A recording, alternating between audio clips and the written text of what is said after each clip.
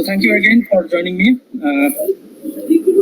So this year, last August 25th, I participated in IELTS test and I secured 8 in IELTS. And I started my journey in last March. Before that, I did not have any idea regarding the IELTS examination. And so, first of all, I started learning about the exam system, the marking criteria, etc. And at the time, there was closed down due to COVID-19. All the bookshops were closed. I didn't have that much book with me, and I only have this book at my home, and I started reading this book, and I finished it within 15 or 20 days. After screenshot, Okay, sir, I will give this. Okay, sir. So after reading this book, I get the basic idea regarding the exam system, marking criteria, and especially what teachers want from a candidate, and how to approach the 4 modules: listening, reading, writing, and speaking. And I started practicing online. I gave some mock tests, especially listening and reading, and I secured moderate marks in those examinations. And then I found my weaknesses, and I tried to develop those weaknesses. And now I will show you that how to approach the 4 modules. যে আমি 4টা module আলাদা আলাদা করে আলাপ করব: listening, reading, writing এবং speaking. Question ধরে ধরে আমি আসলে আলাপ করব কিভাবে আমি করেছি, যে টেকনিক বের করেছি বা সহজভাবে কিভাবে করা যায়।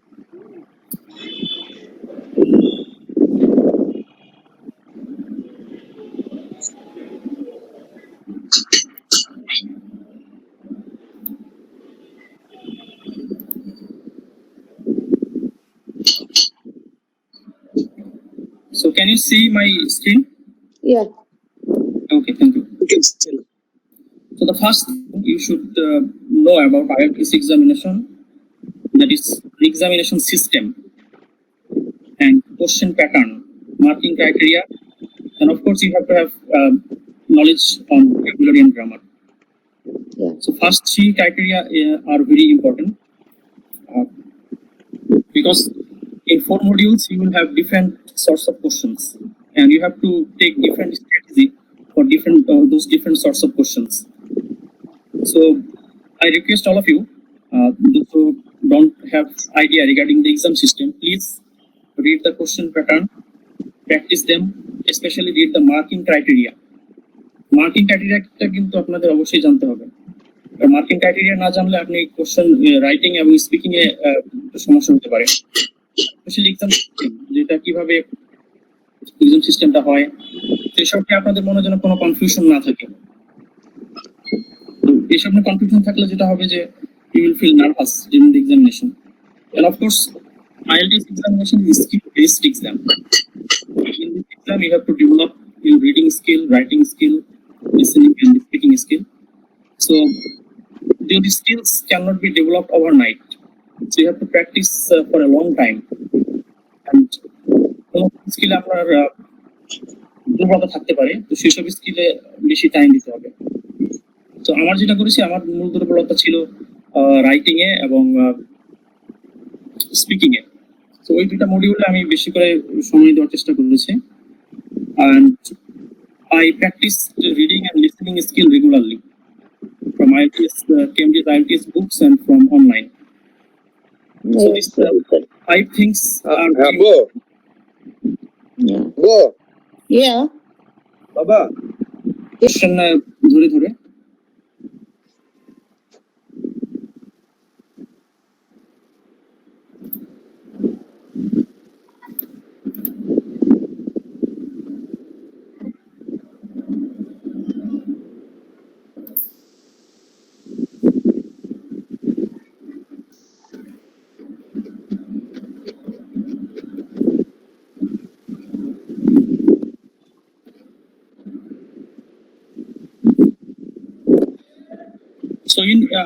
can you see my screen?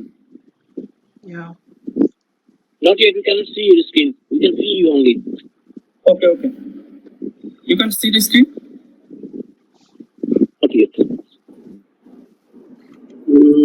We are seeing the PDF file, but not the original document in that PDF file.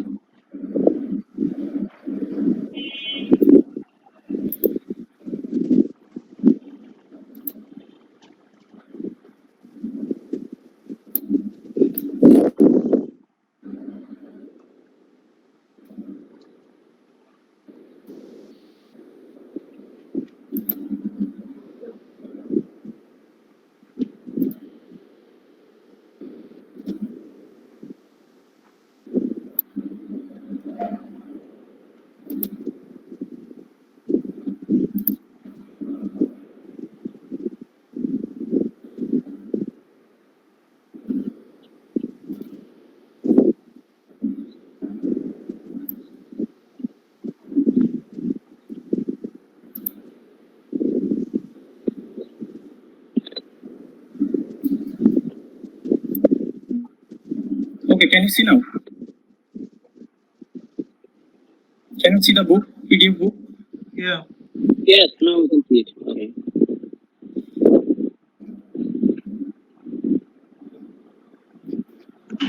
Okay, আমি প্রথমে লিসেনিং পার্ট দিয়ে শুরু করছি। ওকে,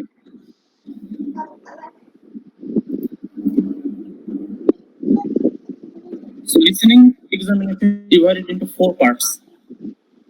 যেটা আগে নাম ছিল section 1 to 3 but from 2020 those sections are called part 1, part 2, part 3 and part 4.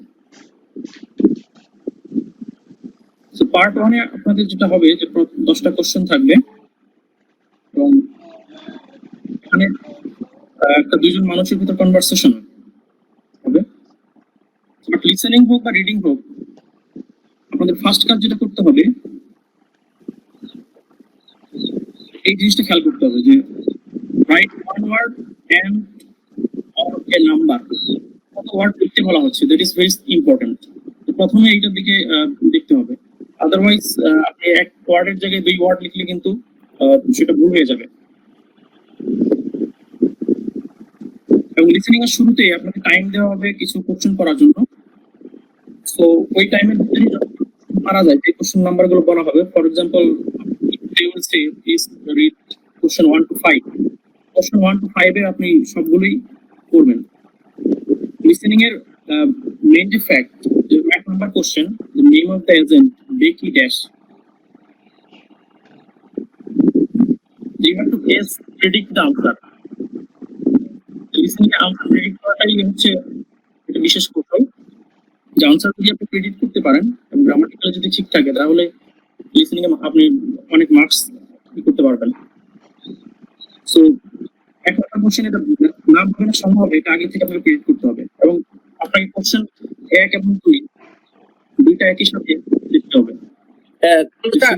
Sir 1 minute, আমি একটু বুঝে নেই। আচ্ছা, নেম অফ এজেন্ট এখানে আছে বেকি, বেকির পরে আমি কি মনে করতে পারি? এটা তো আমার মনেই আসলো না যে আমি কি ভাববো।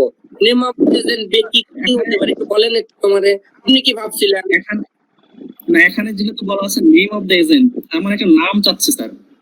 তো বেকি নামের ফার্স্ট অংশ যে আছে, সেকেন্ড অংশটা আপনাকে লিখতে হবে। মানে বেকি বলার পরে যেটা আসবে সেটাই লিখে দেবো, যেমন বেকি আপন, বেকি টু, বেকি যে কোনো যেটা আসলে বেকির পরেরটা লিখতে হবে, এটাই তো নাকি? যে কোনো নাম বলবে, নামের শেষ অংশ বলবে। না, আমি বলতে চাচ্ছি যে নামটা করে এইভাবে বলবে যে বেকি হাওদার বা বেকি হাওলাদার বা এইরকম বলবে না, বেকি ওয়ান্স আপন এ টাইমস গুড কাস্টমার, এরকম কিছু বলে কিভাবে আমি বলবো যে বেকির পরে ওটা লিখতে হবে? বেকি এটা সরাসরি দুইটা নামই বলবে স্যার, মানে সরাসরি নাম বলবে, ওই নামটা আমার লিখতে হবে। ওকে, আচ্ছা, এটা খান। নামের ক্ষেত্রে সুবিধা হচ্ছে যে পার্ট 1 এর নাম অনেক সময় ওরা বানান করে দিবে, বানান করে দিবে, ওই বানানটাই লিখতে হবে, যে কোনো বানান লিখলে কিন্তু হবে না। ও আচ্ছা, ঠিক আছে, বানানটাও সঠিক লিখতে হবে। হ্যাঁ, বানানটা সঠিক লিখতে হবে এবং কোশ্চেন শুধু 1 নাম্বার কোশ্চেনের দিকে আপনার কিন্তু চোখ রাখলে হবে না, আপনার একই সাথে 1 নাম্বার 2 নাম্বার দুইটা কোশ্চেন দিকে তাকাতে হবে।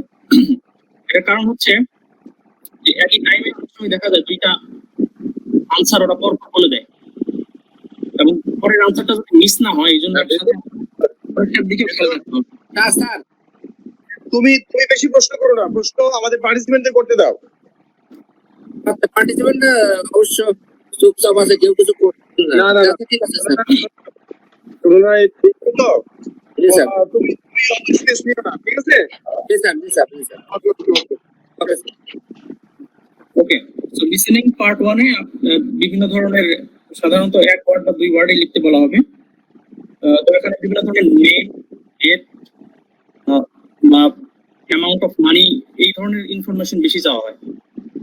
তো আপনাকে 1 নাম্বার 2 নাম্বার 3 4 5 এই 5টা কোশ্চেন পড়ে একটা আন্দাজ করতে হবে যে সেখানে আসলে কি ধরনের ইনফরমেশন চাওয়া হচ্ছে। So if you predict type of information they want, then you will get a huge advantage.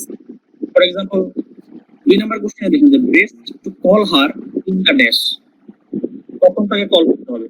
So whether it is morning, afternoon or evening, so এই ধরনের একটা গেস আপনাকে করতে হবে। 4 নাম্বার 2 নাম্বার কোশ্চেন এইভাবে যাওয়ার পর 3 নাম্বার 4 নাম্বার ওইভাবে আপনি প্রেডিক্ট করতে হবে কোশ্চেন পুরোটা পড়ে। এবং কোশ্চেন পড়ার জন্য আপনাকে যে টাইমটা দেওয়া হবে এই টাইমের ভিতর ধরা যাক যে 1 নাম্বার 2 নাম্বার 3 নাম্বার 4 নাম্বার 5টা কোশ্চেন আপনাকে বললো যে নাও রিড দিস 5 কোশ্চেনস। এই 5টা কোশ্চেনের ভিতরই যে সবগুলোই আপনাকে পড়তে হবে এই সময়, অন্য কোশ্চেন তখন পড়ার দরকার নেই।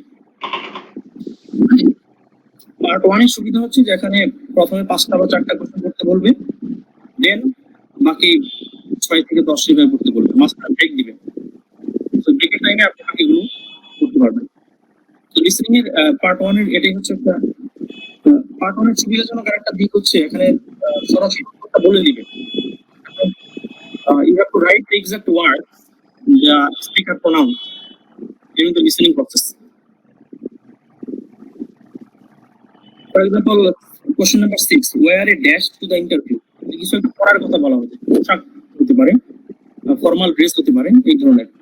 Must bring your dash to the interview, মানে যেটা ইন্টারভিউতে অবশ্যই আনতে হবে। সো এই ধরনের কিছু information. So that means question পড়ে আপনাকে আন্দাজ করতে হবে আগে থেকে কি টাইপের ইনফরমেশন চাচ্ছে।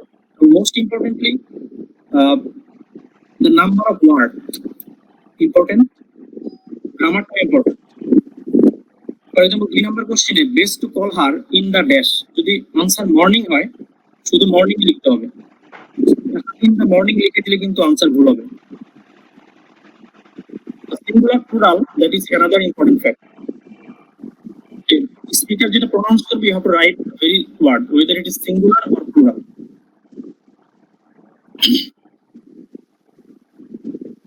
কাউন্ট শেষ হওয়ার পর আপনাকে হয়তো 1 মিনিট টাইম দিবে আনসার চেক করার জন্য। লিসেনিং এ 4টা পার্টে আপনাকে সময় দেওয়া হবে 30 সেকেন্ড বা 1 মিনিট আনসার চেক করার জন্য।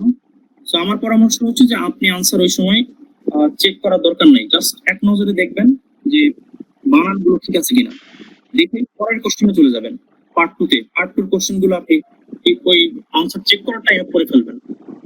দ্যাট মিন্স যত বেশি আপনি কোশ্চেন আগে থেকে করতে পারবেন তত আপনার সুবিধা।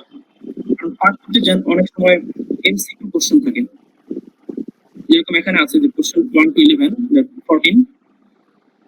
প্রথমে বলবে যে read question 1 to 14 and choose answer ABC.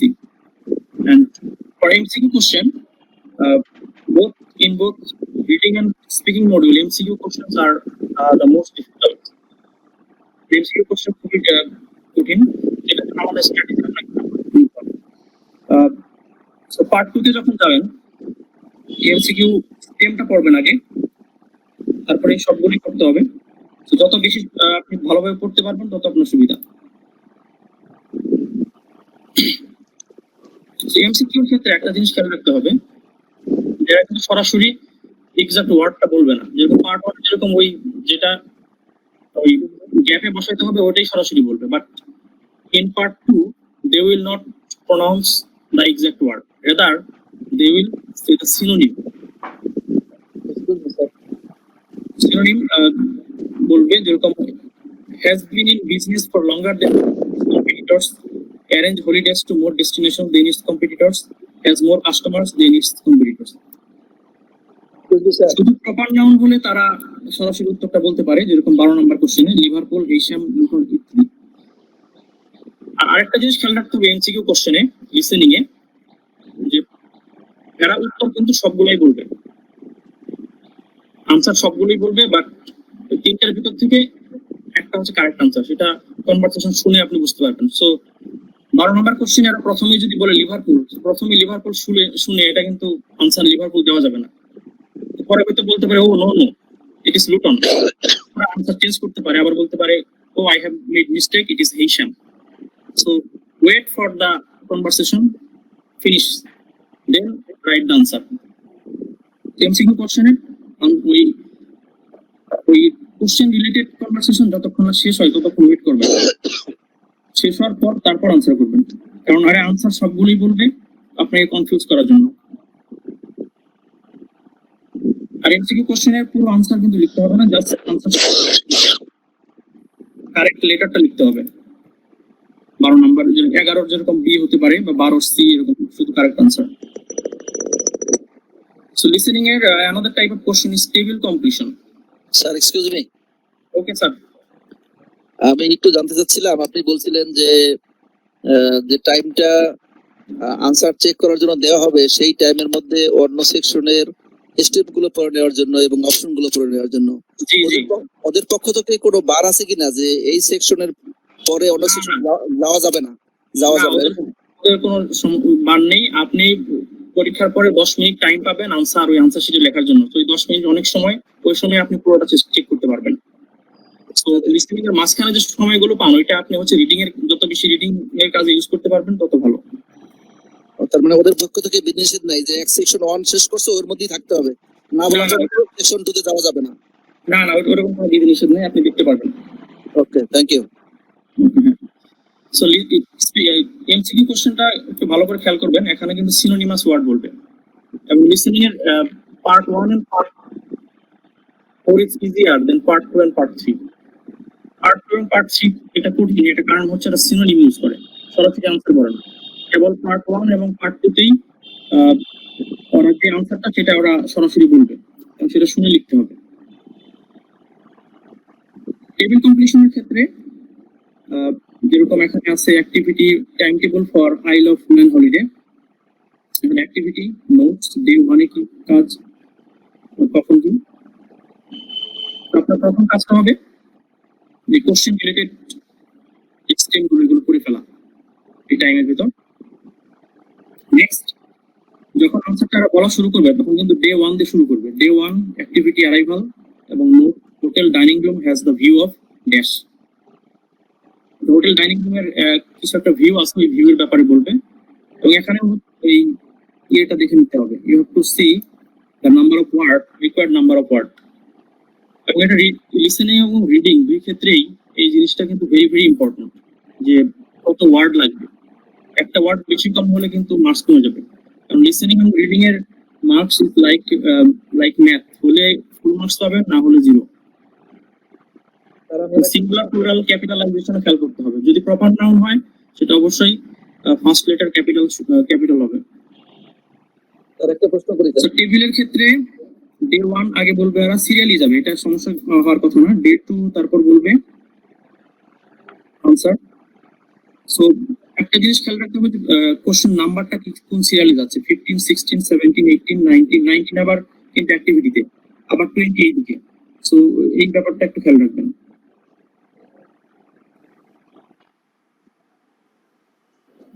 ওকে, সেইভাবে পার্ট 2 পরে আপনাকে 30 সেকেন্ড বা 1 মিনিট সময় দেওয়া হবে।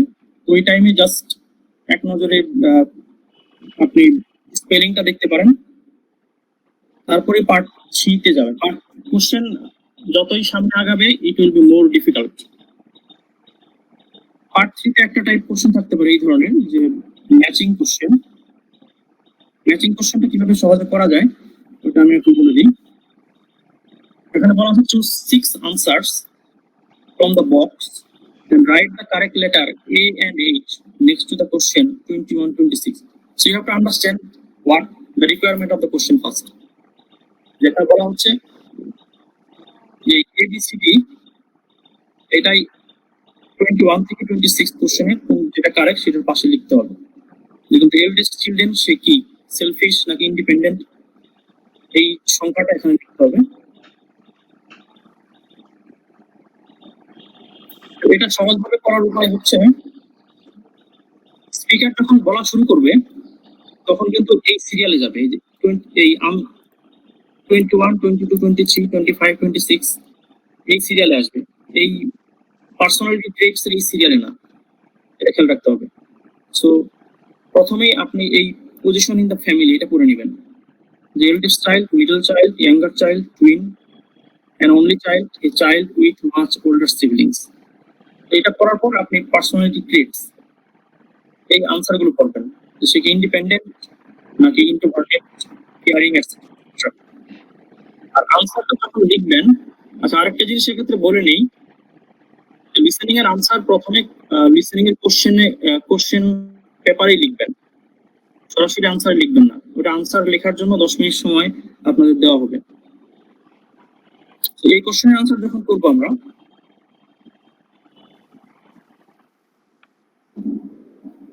সেক্ষেত্রে আপনি সরাসরি আনসার এখানে লিখবেন না, এই জায়গায় না লিখে আপনার চোখ থাকবে এইখানে, কলম থাকবে এইখানে, পার্সোনালিটি ট্রেটস এর এইখানে, আর চোখ থাকবে এখানে।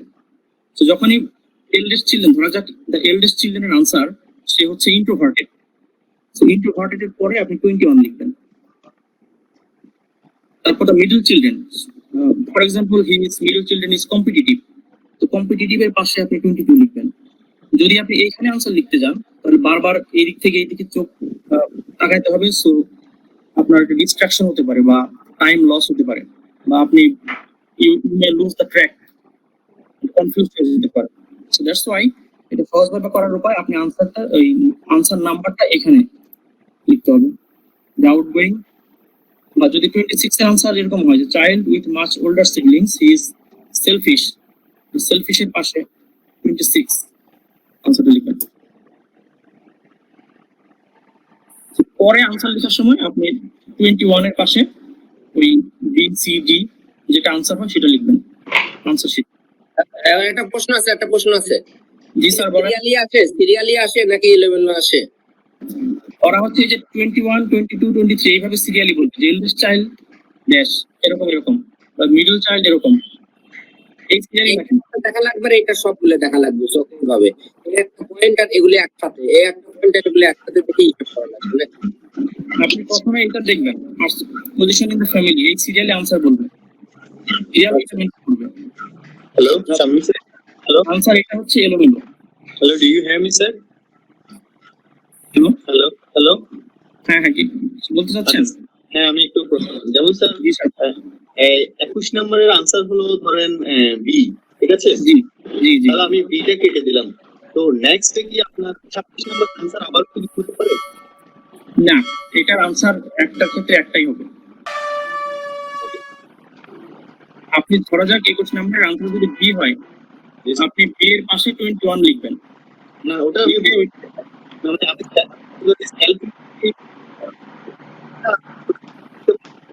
আমার সময় যে একই জিনিস কিন্তু প্রিপেয়ার করেও বসে, আমি কয়েকটা টেস্টে দেখেছি যে একই জিনিস প্রিপেয়ার করেও বসে, এরকম হতে পারে কি?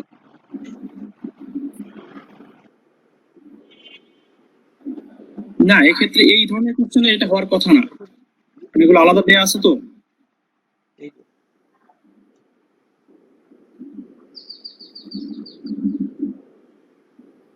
স্যার বুঝতে পেরেছেন? ঠিক আছে স্যার, ওকে ক্যারি অন। আবার সো পার্ট 3 তে you may get some MCQ questions. এই এমসিকিউ গুলো কিন্তু অনেক বড় বড় দেখতে পাচ্ছেন, তো এক্ষেত্রে যেটা করবেন এই স্টেমটা আগে করা যেতে পারে। 27 what do the speakers say about evidence leading to birth order and academic success? এই স্টেম দুইটা আগে পড়ে নেবেন, যদি সময় পান তাহলে এই আনসার গুলো কুইকলি করতে হবে, কারণ পার্ট 3 তে খুব বেশি পড়ার জন্য টাইম পাওয়া যাবে না, কিন্তু হয়তো 26 পড়ার পরপরই আপনাকে বলতে হবে যে 27, 28 পড়ার জন্য অল্প সময় দিতে পারে, তো ওই সময়ের ভিতর পড়া সম্ভব না আসলে। সো কোশ্চেনটা পড়ে স্টেম গুলো কুইকলি লিখতে হবে এবং এক্ষেত্রেও থাকতে হবে যে সিনোনিমাস ওয়ার্ড। লিসেনিং এর আরেকটা সমস্যা হচ্ছে যে ওয়ার্ড টু ওয়ার্ড, বিশেষ করে পার্ট 2 এবং পার্ট 3 তে ওয়ার্ড টু ওয়ার্ড মিলানোর চেষ্টা না করাই ভালো। এক্ষেত্রে আইডিয়া আপনাকে মিলাইতে হবে কি আসলে তারা বলতে চাচ্ছে।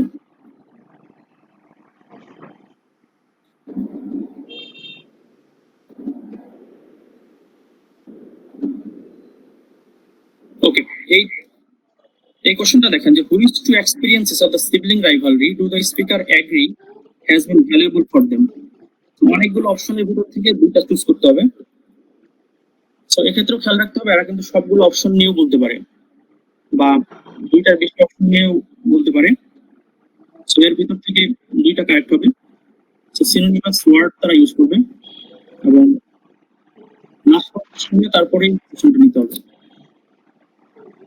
পার্ট 4 অনেকের কাছে ডিফিকাল্ট, বাট পার্ট 4 আপনার সুবিধা হচ্ছে এখানে তারা যে শব্দটা পড়বে ওইটাই সরাসরি লিখতে হবে। এখানে সিনোনিমের খুব একটা সমস্যা করে না। তো ওয়ার্ড নাম্বারটা খেয়াল রাখতে হবে যে পার্ট 4 এ জেনারেলি একটা ওয়ার্ডে লিখতে বলে অনেক ক্ষেত্রে, বেশিরভাগ ক্ষেত্রে। এবং পার্ট 4 এর একটা সমস্যা হচ্ছে যে you will get lesser time for reading, যেখানে আপনাকে বলবে 31 থেকে 40, পুরো জিনিসটাই 30 সেকেন্ড টাইম দিবে পড়ার জন্য। পুরো জিনিস 30 সেকেন্ডে it is difficult or quite impossible to read. So এই জন্য কোশ্চেন রিলেটেড যে সেন্টেন্স গুলো আছে ওগুলো আপনি পড়বেন 31, 32, এবং যখন আনসার বলা শুরু করবে সেক্ষেত্রে 32, 31, 32 কোশ্চেন দুইটার দিকে চোখ রাখতে হবে। আর পরপর আনসারটা বলে দিতে পারে।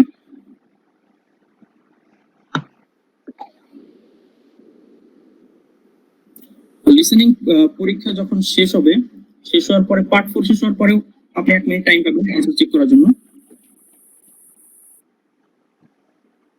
সো আনসার শিটে যখন আনসারটা ট্রান্সফার করবেন সেক্ষেত্রে খেয়াল রাখতে হবে সঠিক নাম্বারের পাশে সঠিক আনসারটা লিখছেন কিনা বা বানান ঠিক আছে কিনা। ওকে, এখন লিসেনিং এর কিছু টিপস আমি আপনাদের দেখাবো।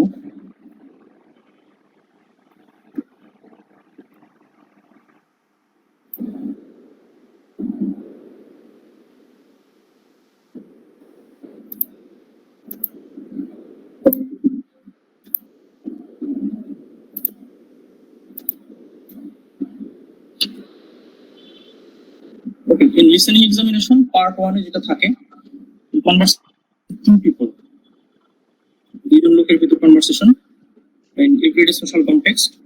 পার্ট 2 এবং পার্ট 4 এ মনোলগ থাকবে। সো পার্ট 2 এর মনোলগ কোন একটা পার্কের ডেসক্রিপশন দিচ্ছে আর কোন জায়গায় ঘুরতে নিয়ে গেছে সেটার ডেসক্রিপশন হতে পারে এরকম।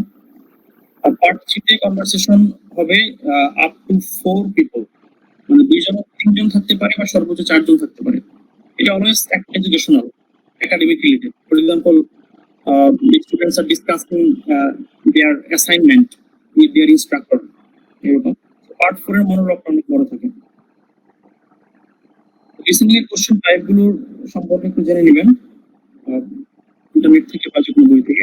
Matching, multiple choice, note completion, form completion, table completion, sentence completion, summary, short answer, map. তো ম্যাপের জিনিসটা দেখাবো, ম্যাপ কিভাবে লিখতে হয়, আর ডায়াগ্রাম বা ফ্লোচার্ট থাকতে পারে। Okay, listening and reading it, you have to be careful regarding these 3 things: spelling, grammar, and correct number of words. Spelling এর ক্ষেত্রে সিঙ্গুলার এবং প্লুরাল সম্পর্কে একটু সাবধান থাকবেন।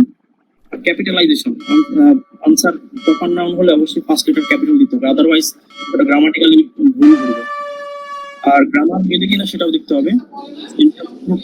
গ্রামার ক্রাইটেরিয়া পার্ট 3 তে এটা very important, right number ward লিখতে কিনা one word and or a number, one word, no more than 2 words.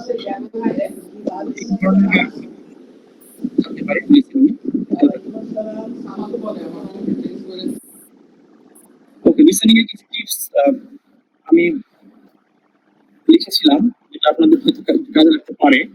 এক নম্বরে don't lose attention, this is very very important. 30 minute পরীক্ষার ভিতর কিন্তু ফার্স্ট টু লাস্ট একটা অ্যাটেনশন ধরে রাখতে হবে, এটা অনেক কঠিন কাজ। এটা মানে অ্যাটেনশন একটু ব্রেক হলে আপনার আনসার কিন্তু ছুটে যেতে পারে একটা দুটা।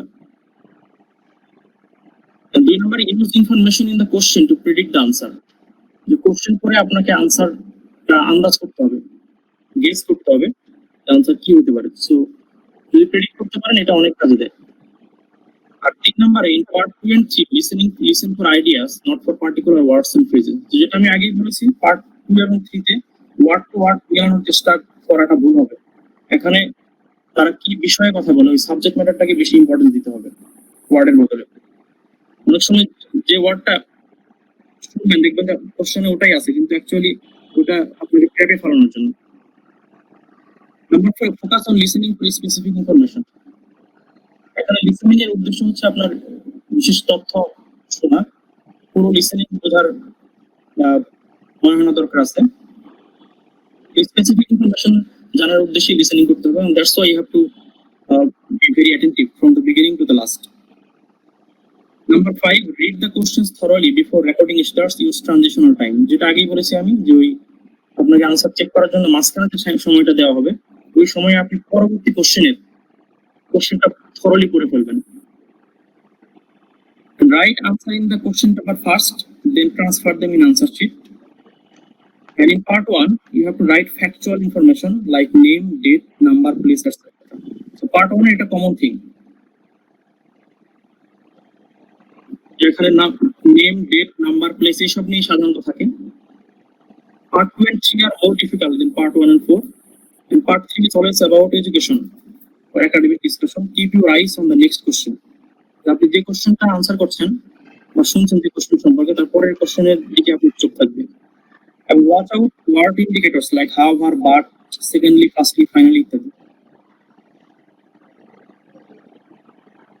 So আমি ম্যাপ কিভাবে লিখতে হয় সেটা একটু দেখাতে চেয়েছিলাম। সো আমি ম্যাপের ইয়েটা একটু দেখাই।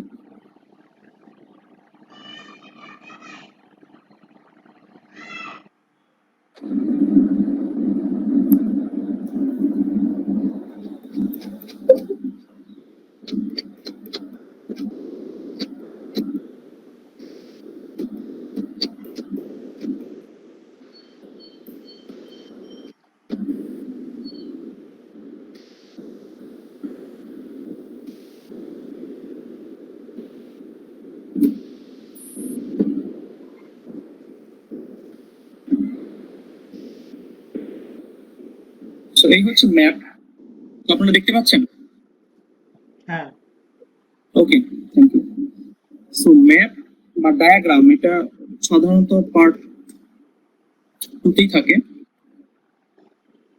যে একজন এটা ডিসকাশন করবে, মনোলগ। যখন এই ধরনের ম্যাপ আসবে আপনি প্রথমেই খেয়াল করবেন ম্যাপের স্টার্টিং পয়েন্ট কোনটা। বিভিন্ন পয়েন্টে যে নাম লেখা থাকবে, for example west gate, south gate, east gate, লিপন, রিভার, এটসেট্রা, এবং নর্থ, সাউথ, ইস্ট, ওয়েস্ট ইত্যাদি। সো ম্যাপে যে জায়গার নামগুলো দেওয়া থাকবে এটা আপনাকে আগেই পড়ে অনেকটা মুখস্থের মতো করে নিতে হবে, কারণ স্পিকার যে ম্যাপের ডিরেকশনটা দিবে সে কিন্তু ওই জায়গার নাম ধরে ধরেই বলবে যে ওই জায়গা বাম দিকে যেতে হবে, হয়তো ডান দিকে, উপরে, নিচে, এরকম। তো নিচে এরকম জায়গার নাম দেওয়া থাকবে, যে এরকম A B C D F H I ইত্যাদি।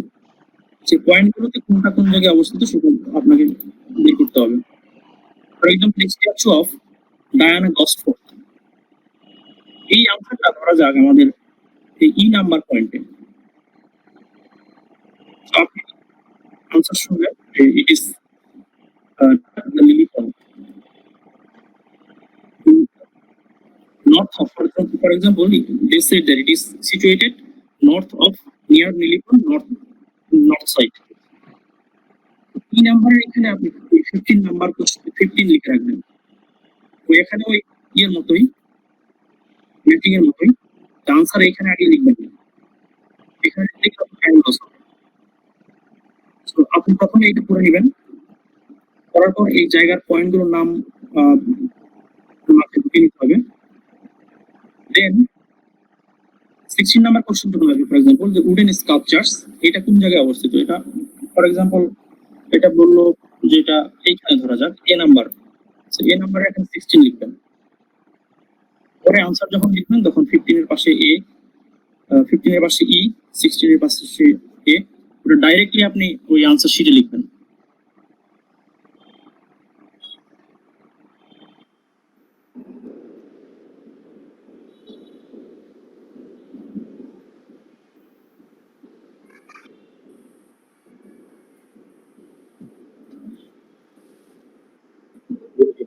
ম্যাপে একটু যান, ম্যাপে যান, একটু ম্যাপে যান, জি ম্যাপে। স্যার, জি জি। ম্যাপে এখানে কি খালি জানা লাগবে যে বি নাম্বারে কোন নামটা বসবে বা সি নাম্বারে, এইটা শুধু জানা লাগবে নাকি আর কিছু? না আর কিছু না, আপনি ধরা যাক এ নাম্বারে কোন নাম্বারটা বসবে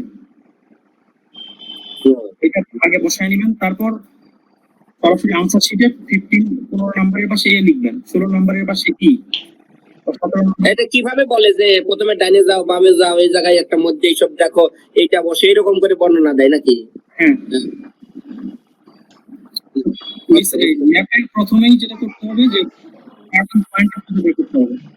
স্টার্টিং পয়েন্ট যদি বের করতে পারেন দেন এটাই আপনার জন্য ইজিয়ার হবে। ফর এক্সাম্পল এরা যদি সাউথ গেট থেকে শুরু করে তাহলে আপনার পেন্সিলটা এখানে ধরে রাখতে হবে কিন্তু, এবং এরা যে কি করবে পেন্সিলটা ওইটা আগায় নিতে হবে।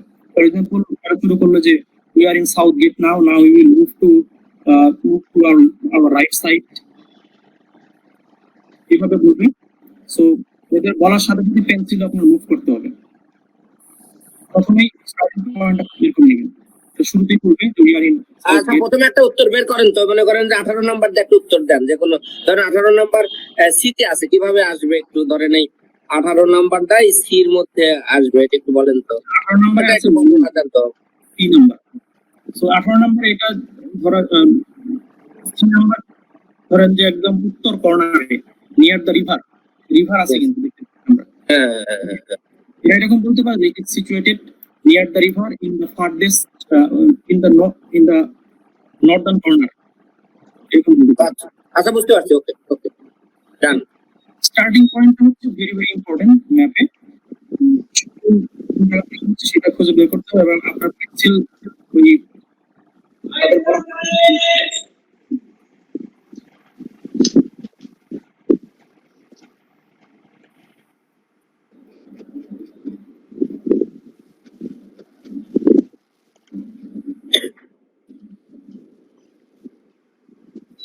টেবিল সম্পর্কে যেটা বলেছিলাম, টেবিলের এই সিরিয়ালি এরা বলে সাধারণত টেবিলের 1 নাম্বার 2 নাম্বার, শুধু কোশ্চেন নাম্বারটা একটু খেয়াল করবেন যে কোন কলামে কোনটা আছে। এই যে 1 2 লাস্ট কলামে, 3 নাম্বার আবার এই কলামে, 4 নাম্বার এই কলামে। পুরোটা পড়ে একটা আন্দাজ করতে হবে সেন্টেন্স পড়ে যে কি ধরনের ইনফরমেশন চাওয়া হচ্ছে।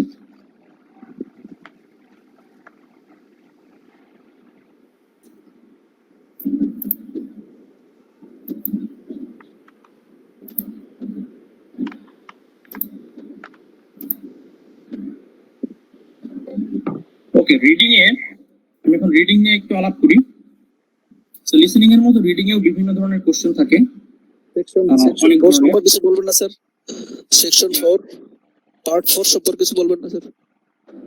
পার্ট 4 এ যেটা বললাম যে পার্ট 4 এ পার্ট 1 এর মতোই এরা সরাসরি উত্তর বলবে। আচ্ছা, এবং পার্ট 4 এ কিন্তু আপনি অনেক কম সময় পাবেন, অনেক বেশি মানে রিডিং এর বিষয় ম্যাটেরিয়ালস, কিন্তু টাইমটা অনেক কম।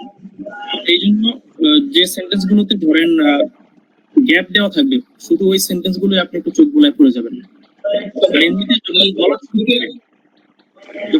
করবে তখন আপনি শুনবেন এবং ওইটা পড়ার টাইম থাকবে আপনার পার্ট 4 এ। হ্যাঁ স্যার, কামরুল স্যার, যদি অল্প ভেরিয়েশন হয় উত্তরে, যেমন ফ্লাশিং লাইট, উত্তরটা সঠিক উত্তরটা হবে ফ্লাশিং লাইট, কিন্তু আমি জি। যদি লিখি ফ্ল্যাশ লাইট, তাকে কি মার্ক পাওয়া যাবে? না না, ফ্লাশিং লাইটই লিখতে হবে। ফ্ল্যাশিং লাইটই লিখতে হবে। Hello Kamrul sir. জি স্যার বলেন। আচ্ছা, আপনি প্রথমেই বলছেন যে পার্ট 4 হচ্ছে সময়ের দিক থেকে খুব থেকে টাফেস্ট, কারণ কম সময়ের মধ্যে আমাকে 30 সেকেন্ডের মধ্যে পুরো একটা প্যাসেজ করা সম্ভব না। কিন্তু পরীক্ষা যখন শুরু হয় তখন কিন্তু আমাদের প্ল্যান্টি অফ টাইম হাতে থাকে, কারণ ওরা আনসার বলা শুরু করে প্রায় 2 মিনিট 20 সেকেন্ডের, মানে 2 মিনিট 30 সেকেন্ড পর্যন্ত ওরা কিছু ফর্মালিটিস মেনটেন করে, যেটা আমরা জি। পারে দেখি। তাহলে আমরা জি, কি জি। কিছু সময় প্রথম দিকের 1-1.5 মিনিট সময়কে আমরা পার্ট 4 এর জন্য ব্যয় করে তারপরে আমরা আবার পার্ট 1 এ ফেরত আসবো? হ্যাঁ স্যার, এটা করতে পারেন, কিন্তু এটা সমস্যা হচ্ছে আপনি পার্ট 4 পড়ে তারপর এতগুলো লিসেনিং শুনে ওইটা আপনি আসলে কতদূর মনে রাখতে পারবেন সেটা একটা প্রশ্ন।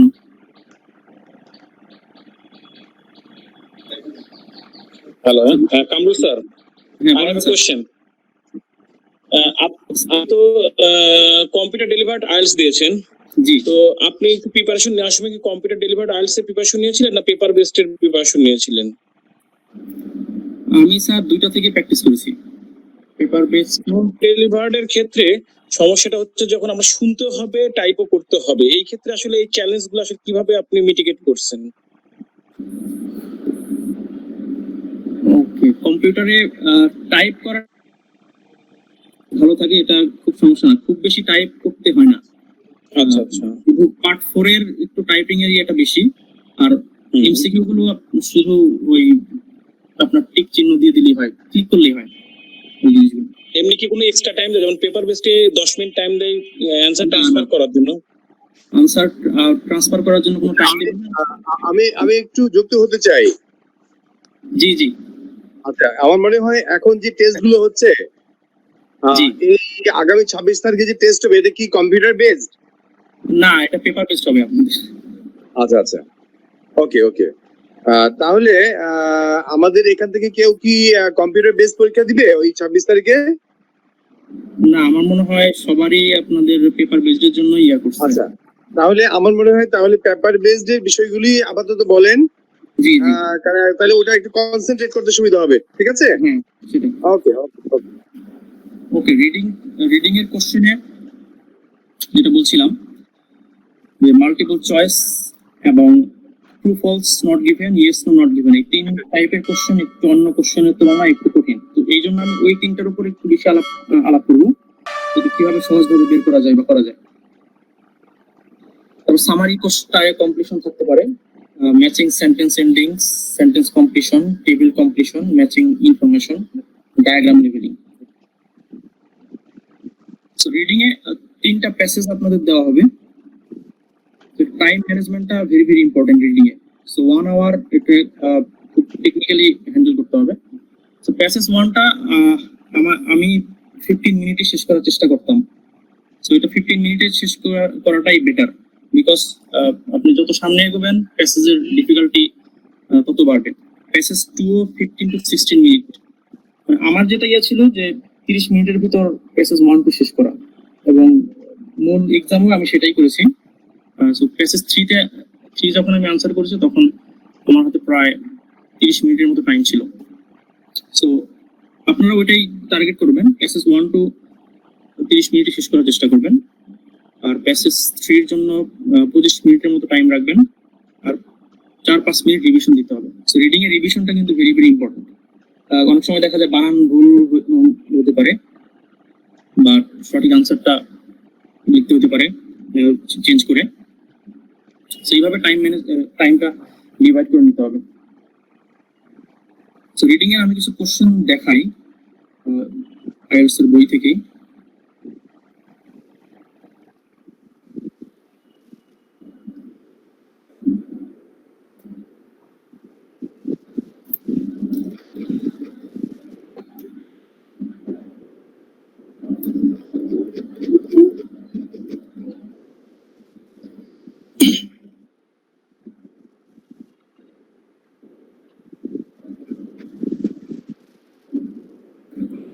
So reading a question, when you will get to the reading question, আপনার প্রথম কাজটাই হবে কোশ্চেন দেখে ফেলা, এবং লিসেনিং এর মতো এই 1 ওয়ার্ড না 2 ওয়ার্ড এটা ফার্স্টে দেখে নিতে হবে। সো ফার্স্ট কোশ্চেন আপনি দেখবেন, for example the nutmeg tree and fruit, the leaves of the tree are dash in shape, the dash surrounds the fruit and breaks open when the fruit is ripe, the dash is used to produce the spice nutmeg. So এটা fill in the gap type question. So প্রথমে কোশ্চেনটা দেখে আপনি first প্যারাগ্রাফটা খুব quickly পড়তে হবে reading a, reading এর ক্ষেত্রে খেয়াল রাখতে হবে আপনাকে কিন্তু পার মিনিটে 70 to 90 ওয়ার্ড এটা করতে হবে। সেই স্পিড না থাকলে রিডিং এ প্রবলেম হতে পারে। ফার্স্ট প্যারাগ্রাফটা করে ওটার আনসার বের করবেন। সো রিডিং এ ম্যাক্সিমাম কোশ্চেনে এটা সিরিয়ালি আনসার থাকে।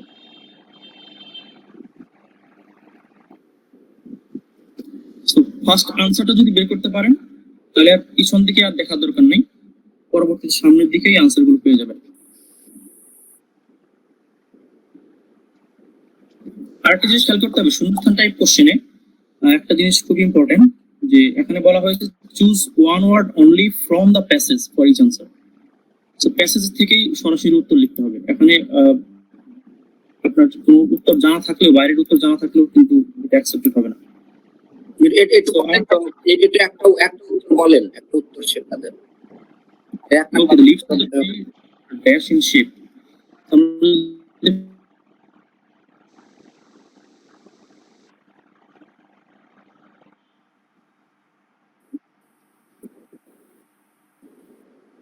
এই যেখানে বলা আছে, এখানে বলা ছিল the leaves of the tree are dash in shape, সেই পাতার, তাহলে এখানে বলা আছে ডার্ক গ্রিন ওভাল লিভস, তাহলে উত্তর হবে ওভাল। ওভাল, ওকে। সো দেখতে পাচ্ছেন আপনারা, দেখছি। এই হচ্ছে ফার্স্ট আনসারটা যেহেতু আমি বের করে ফেলছি। সো পরবর্তী যে কোশ্চেন গুলো আছে, এই যে 2, 3, 4, এটা ওই এই ফার্স্ট আনসারের আগে আর থাকবে না, এটা অলওয়েজ পরেই থাকবে।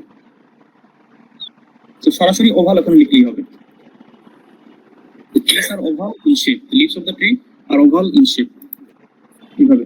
And true false not given এবং yes no not given, এই দুটো কোশ্চেন একটু ঝামেলা করলো। খারাপ করবো।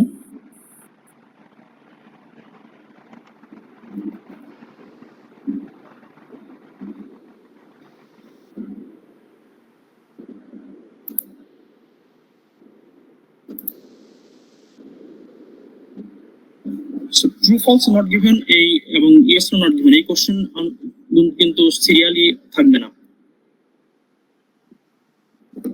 এটা ফার্স্ট স্টেটমেন্ট পড়ে আপনাকে ওই রিলেটেড ইনফরমেশন খুঁজে বের করতে হবে ইয়ে থেকে, আপনার প্যাসেজ থেকে। স্যার বের করার ওই প্যাসেজের কোন অংশে ওই জিনিসটা সম্পর্কে বলা আছে ওইটা আগে বের করতে হবে। তারপরে এখানে আপনি ওয়ার্ড টু ওয়ার্ড মেলানোর চেষ্টা করবেন না, এখানে আইডিয়া মেলানোর চেষ্টা করতে হবে। যেমন এখানে বলা আছে in the middle ages most Europeans knew where nutmeg was grown, এবং খেয়াল রাখতে হবে এরকম কোয়ালিফাইং ওয়ার্ড যেরকম মোস্ট, মেনি, মেইনলি ইত্যাদি, সেগুলো কিন্তু অনেক আনসার ট্রু ফলস হওয়ার ক্ষেত্রে এটা ডিফারেন্সিয়েট করে দেয়। In the Middle Ages, the most Europeans knew where nutmeg was grown.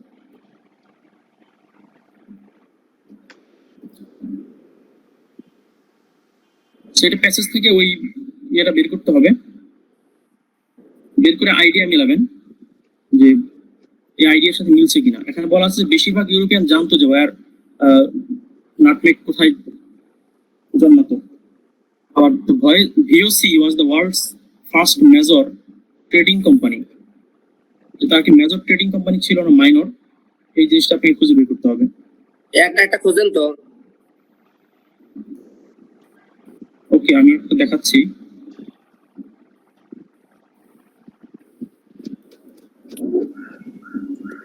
আচ্ছা, এটা বড় করা যায়? ট্রু ফলস এই যে ট্রু ফলস নট গিভেন, এটা কি ওই যে শূন্যস্থানের পরে থেকে শুরু হবে নাকি এর শূন্যস্থানের মাঝখানেও থাকতে পারে? এটা শূন্যস্থানের মাঝখানেও থাকতে পারে, এটা কোনো সিরিয়াল নাই। ট্রু ফলস নট গিভেন বা yes not given question particular একটা কাজ করতে পারেন, যেরকম এখানে যে কিওয়ার্ড গুলো আপনাকে মার্ক করতে হবে কোশ্চেন পড়ে। আচ্ছা, এটা শুরুতে করে নেবেন, কোশ্চেন পড়ে কিওয়ার্ড, এখানে কিওয়ার্ড এর পরের গুলো কি ধারাবাহিকতা মেনটেন করবে না নাকি? হ্যাঁ, তারপরে এগুলো ধারাবাহিকতা মেনটেন করবে। শুধু ট্রু ফলস নট গিভেন আর ইয়েস নো নট গিভেন এর মধ্যে এটা এই ধারাবাহিকতা মেনটেন করে না নাকি? না না, এই তো। আচ্ছা, 5 নাম্বার ট্রু না ফলস না নট গিভেন একটু বের করে দেন তো 5 নাম্বারটা। আচ্ছা আমি দেখছি। In the middle ages most European knew where nutmeg was grown. So আমাদের এখানে কিওয়ার্ড হচ্ছে middle age. Middle age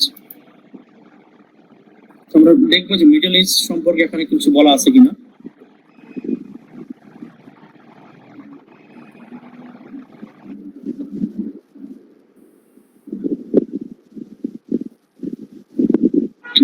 was highly prized and costly ingredient in European cuisine in the Middle Ages and was used as a flavoring, medicinal, and preservative agent. Throughout this period, the Arabs were exclusive importers of the spice to Europe. They sold nutmeg for high prices to merchants based in Venice, but they never revealed the exact location of the source of this extremely valuable commodity.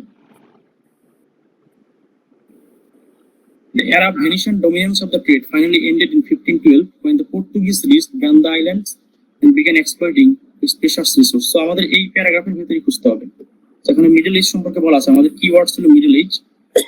বলা আছে nutmeg was highly prized and costly ingredient in European cuisine in Middle Ages.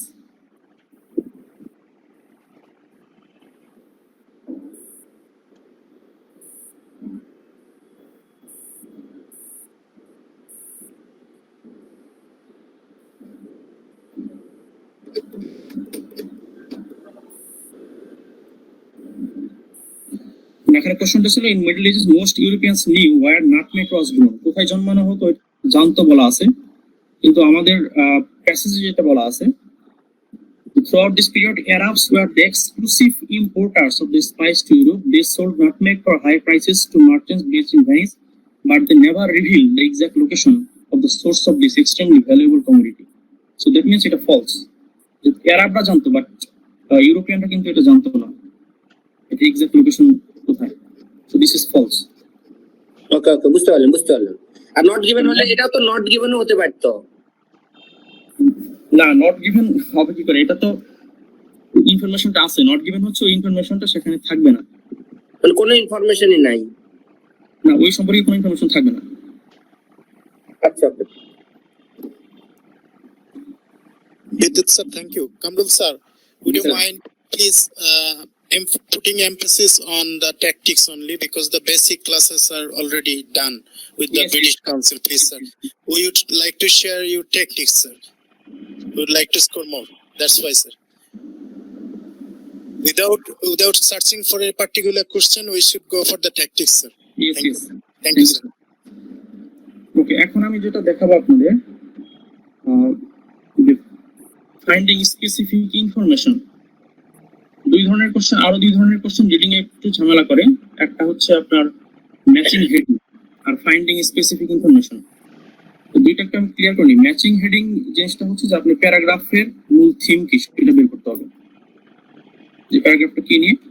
R specific information যখন বলবে ওই প্যারাগ্রাফের যে কোনো প্যারাগ্রাফের যে কোনো একটা লাইনের সাথে ওইটা আপনাকে ম্যাচিং করতে হবে। ফর এক্সাম্পল এখানে বলা আছে reading write the correct letter A to G in the boxes 14 to 18 on your answer sheet. Which section contains the following information? So finding specific information. So specific information বের করার সময় আপনাকে কিন্তু পুরো প্যারাগ্রাফটা পড়তে হবে। প্যারাগ্রাফ পুরোটা না পড়লে স্পেসিফিক ইনফরমেশন পাওয়া যাবে না। আবার যখন ম্যাচিং হেডিং বের করতে হবে, যে ফর এক্সাম্পল প্যারাগ্রাফ এ, এটার হেডিং কি হতে পারে, এটার মানে হচ্ছে যে অনেক সময় অনেকে বলে যে ফার্স্ট লাইন এবং লাস্ট লাইন পড়লেই হয়ে যাবে, কিন্তু না, প্যারাগ্রাফের থিম মূল কথা অন্য সেন্টেন্সেও বলা থাকতে পারে। সো দুই টাইপের কোশ্চেনের জন্য আমার যে টেকনিক ছিল সেটা হচ্ছে আমি পুরো প্যাসেজটাই ফার্স্ট টু লাস্ট খুব কুইকলি পড়ে যেতাম। সেটা যদি স্পেসিফিক ইনফরমেশন হয় তাহলে কোনো একটা সেন্টেন্স চেষ্টা করতাম। জি স্যার। কামরুল, জি স্যার। আচ্ছা, ওই যে মানে আমরা একটা জিনিস হলো কি, যে সাধারণত আমাদের একটা সহজাত যে প্রবৃত্তি, যে বড় কোনো যখন প্যারাগ্রাফ দেখি, বড় কোনো রাইটিং দেখি, হ্যাঁ, জি জি, প্রথমেই এক ধরনের কিন্তু নেগেটিভ আসে, এত বড় জিনিসটা পড়বো, পড়ে কি করতে পারবো, পড়ে আবার যাবো না তো, এই যে কয়েকটা যে কাজ করে। জি, এই জায়গাতে আমি একবার শুনেছিলাম যে দ্রুত পঠনের যে একটা অভ্যাস এটা করতে হয়, আর পাশাপাশি ওই যে আপনার বিভিন্ন যে ক্যাচ ওয়ার্ডস, জি জি, ক্যাচ ওয়ার্ডস এর দিকে হয় পেন্সিল দিয়ে হোক, কলম দিয়ে হোক, ক্যাচ ওয়ার্ডস একটু মার্ক করতে হয়। জি জি, এটা মানে বড় প্যারাগ্রাফের ক্ষেত্রে আপনি কি করেছেন? আচ্ছা, আমি যেটা একটু হ্যাঁ, ম্যাচিং হেডিং বা ফাইন্ডিং স্পেসিফিক ইনফরমেশন, এই কোশ্চেনগুলোর ক্ষেত্রে একটা খুব সহজ ভালো টেকনিক হচ্ছে যে প্রথমেই এই পুরো প্যাসেজের সবচেয়ে ছোট যে প্যারাগ্রাফটা আছে ওইটা আপনি পড়বেন। ছোট প্যারাগ্রাফ পড়ার পরে যদি আনসার বের করতে পারেন, ফর এক্সাম্পল সেটা 15 সাথে মিলে গেল, তাহলে 15 আপনি ক্রস আউট করে দিলেন, তাহলে আপনার অপশন বাকি থাকলো আরো 4টা। অপশন যত কমবে তত আপনার পরিশ্রমটা কমে আসবে সাথে সাথে।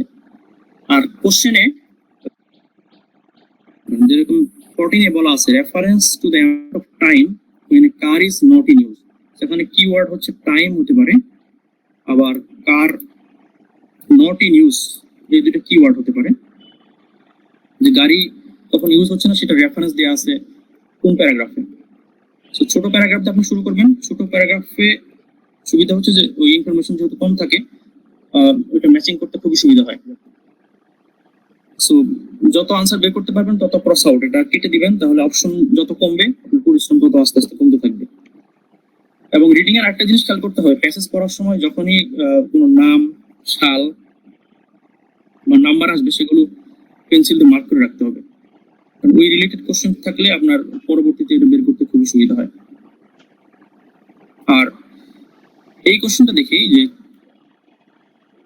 Fill in the gap, fill in the gap কোশ্চেনগুলো কোনো বিশেষ প্যারাগ্রাফ থেকে সাধারণত হয়, পুরো রিডিং প্যাসেজ থেকে না, কিন্তু একটা বিশেষ প্যারাগ্রাফ থেকে হয়। এবং আপনাকে ফার্স্ট 1-2 লাইন পড়ে ওই প্যারাগ্রাফটা খুঁজে বের করতে হবে। এবং এখানে বলা থাকবে যে write your answer, choose not no more than 2 words from the passage for each answer, মানে যখনই বলা থাকবে from the passage, that means you have to write answer the exact word that is given in the passage. বের করেন একটা ছোট্ট একটা প্রশ্নের উত্তরটা দেখি, তাহলে এইভাবে তো একটা উত্তর বের করেন, প্রথমটা বের করলে হবে। The figures from the Transport Research Laboratory indicates that most motor accidents are partly due to dash. কি কারণে মোটর অ্যাক্সিডেন্ট হয়?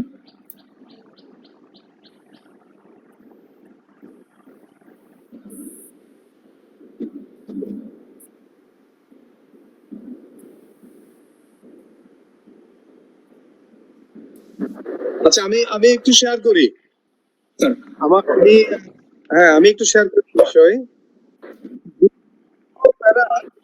প্যারাগ্রাফের বা যে কোনো রাইট আপের একদম মোটিভ থাকে।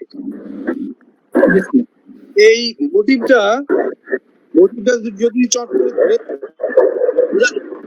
কি মানে কোন বিষয় লিখতে চেয়েছে বা কোন বিষয়টা হাইলাইট করে, যেমন একটা প্যারা হচ্ছে যে air pollution is problematic, but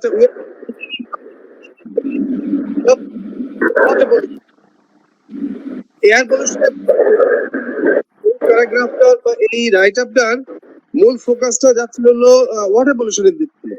আচ্ছা, এরকম মানে প্যারাগ্রাফের অথবা রাইট আপের মোটিভটা যদি একটু দেওয়া যায় তাহলে আনসার খুঁজতে ওদের সুবিধা হয়, তাই নাকি কামরুল? জি স্যার, মোটিভটা খুঁজে বের করতে হলে স্যার আপনাকে টপিক সেন্টেন্সটা বের করতে হবে ওই কোনো প্যারাগ্রাফে। So topic sentence right generally first, বেশিরভাগ ক্ষেত্রে ফার্স্ট লাইনে থাকে, বা অনেক ক্ষেত্রে নাও থাকতে পারে। সো এই জন্য আমার পরামর্শ আপনি ফার্স্ট লাইনের উপর ডিপেন্ড না করে খুব চট করেই পুরো প্যারাগ্রাফটা একটু চোখ বুলিয়ে নিতে হবে, লাস্ট লাইন ফার্স্ট লাইনে রাখতে পারে। সো এই মোটিভটা ধরতে পারলে অনেক কোশ্চেন সুবিধা হয় খুঁজে বের করা। সো এমসিকিউ কোশ্চেন যেটা বলছিলাম, sorry fill in the gap, যেটা পার্টিকুলার কোনো একটা প্যাসেজ থেকেই থাকবে, এটা পুরোটা খোঁজার দরকার নেই। সো এই প্যাসেজ, পার্টিকুলার প্যাসেজটা যদি বের করতে পারেন তাহলে আনসার বের করা খুবই সহজ হবে। তবে একটা জিনিস, এটা কিন্তু সামারি আকারে আছে, মানে exact figures from the transport research laboratory এরকম ওয়ার্ড টু ওয়ার্ড খুঁজলে কিন্তু পাওয়া যাবে না, rather you have to search for the synonyms.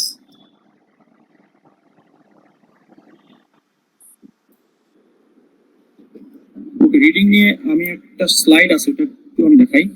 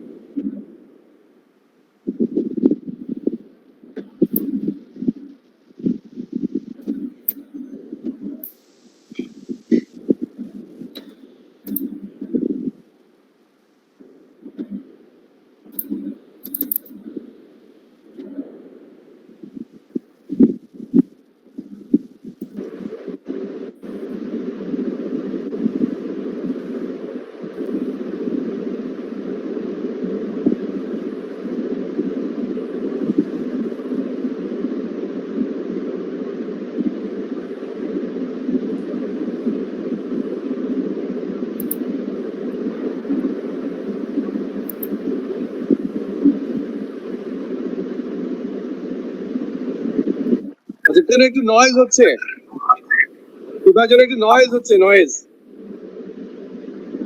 মানে যারা আমরা কথা বলছি না বা কথা বলবো না আপাতত, তারা সবাই মিউটে রাখি, হ্যাঁ? ওকে। Yes, sir.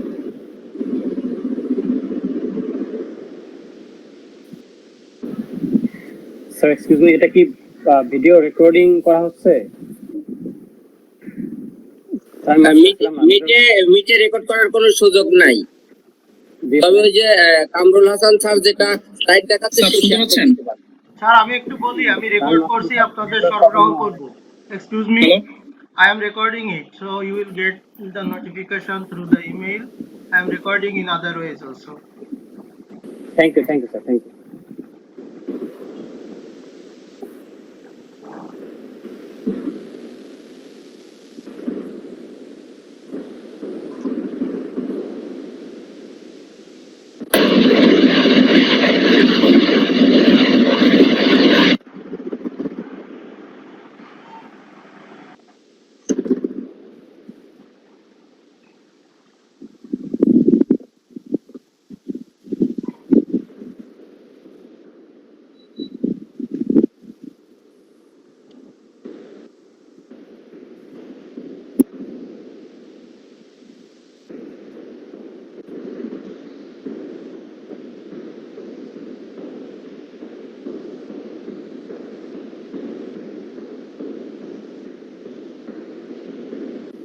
কামরুল স্যার আপনার মাইক অফ, মাইক আনমিউট করেন।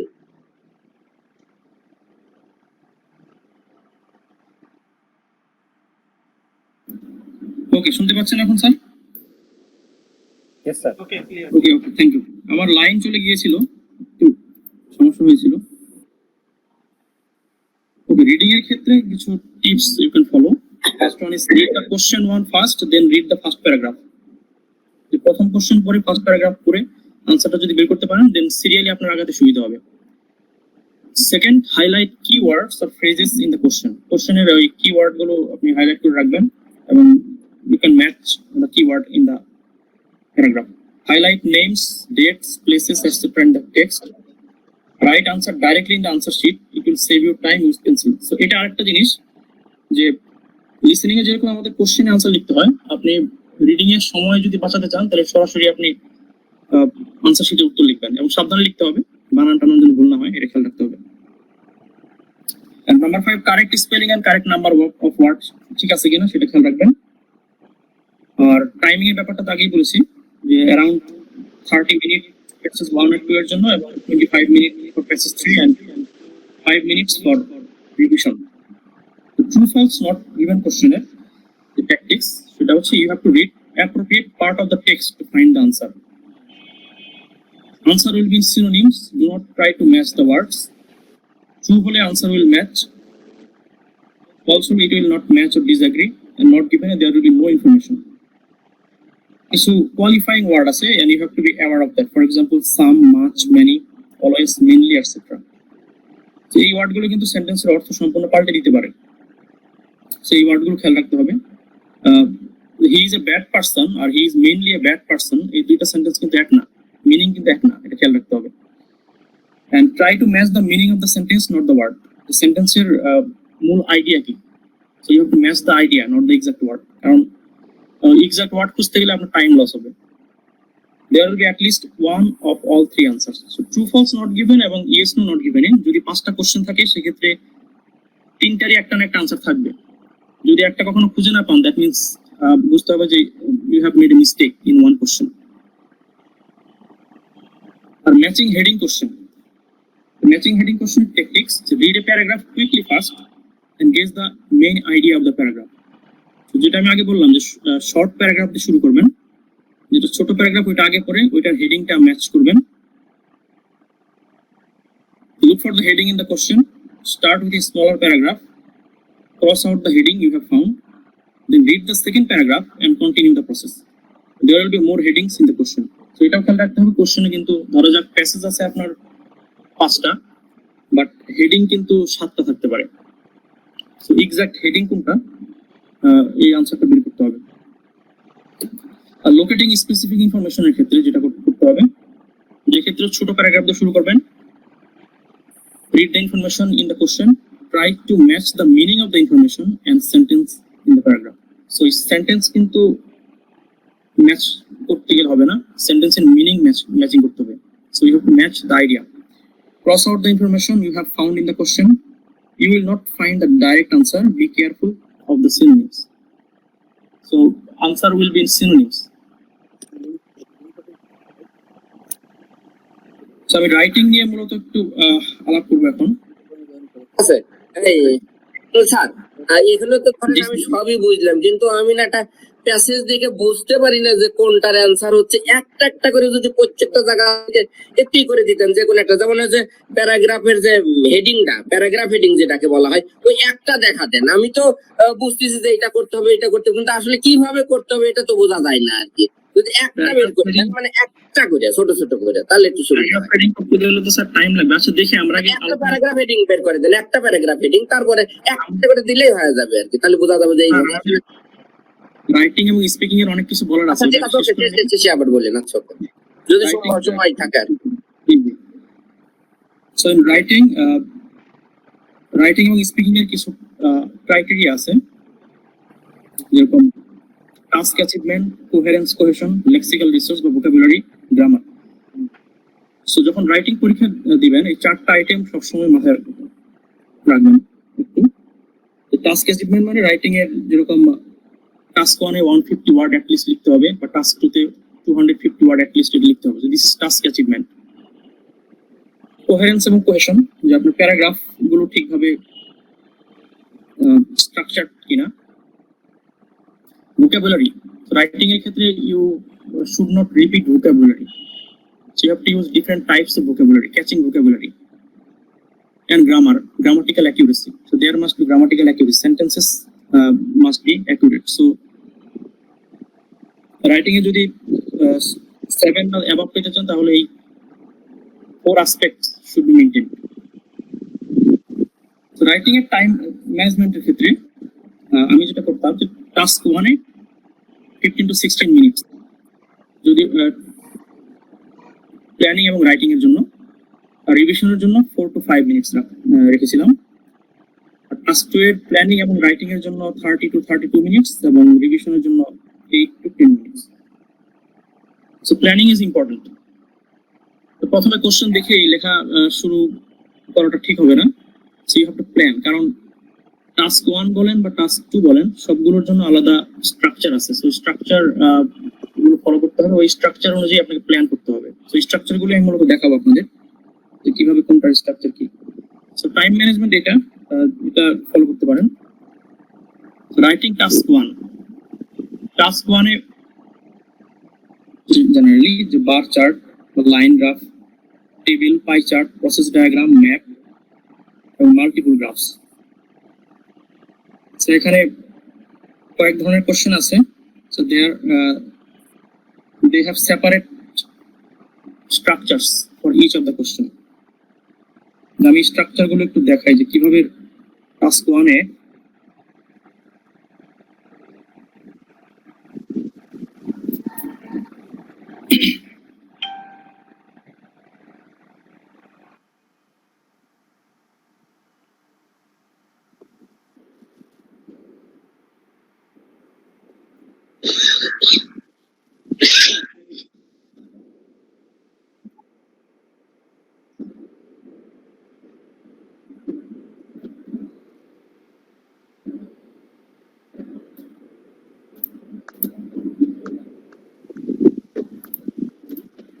ওকে, রাইটিং টাস্ক 1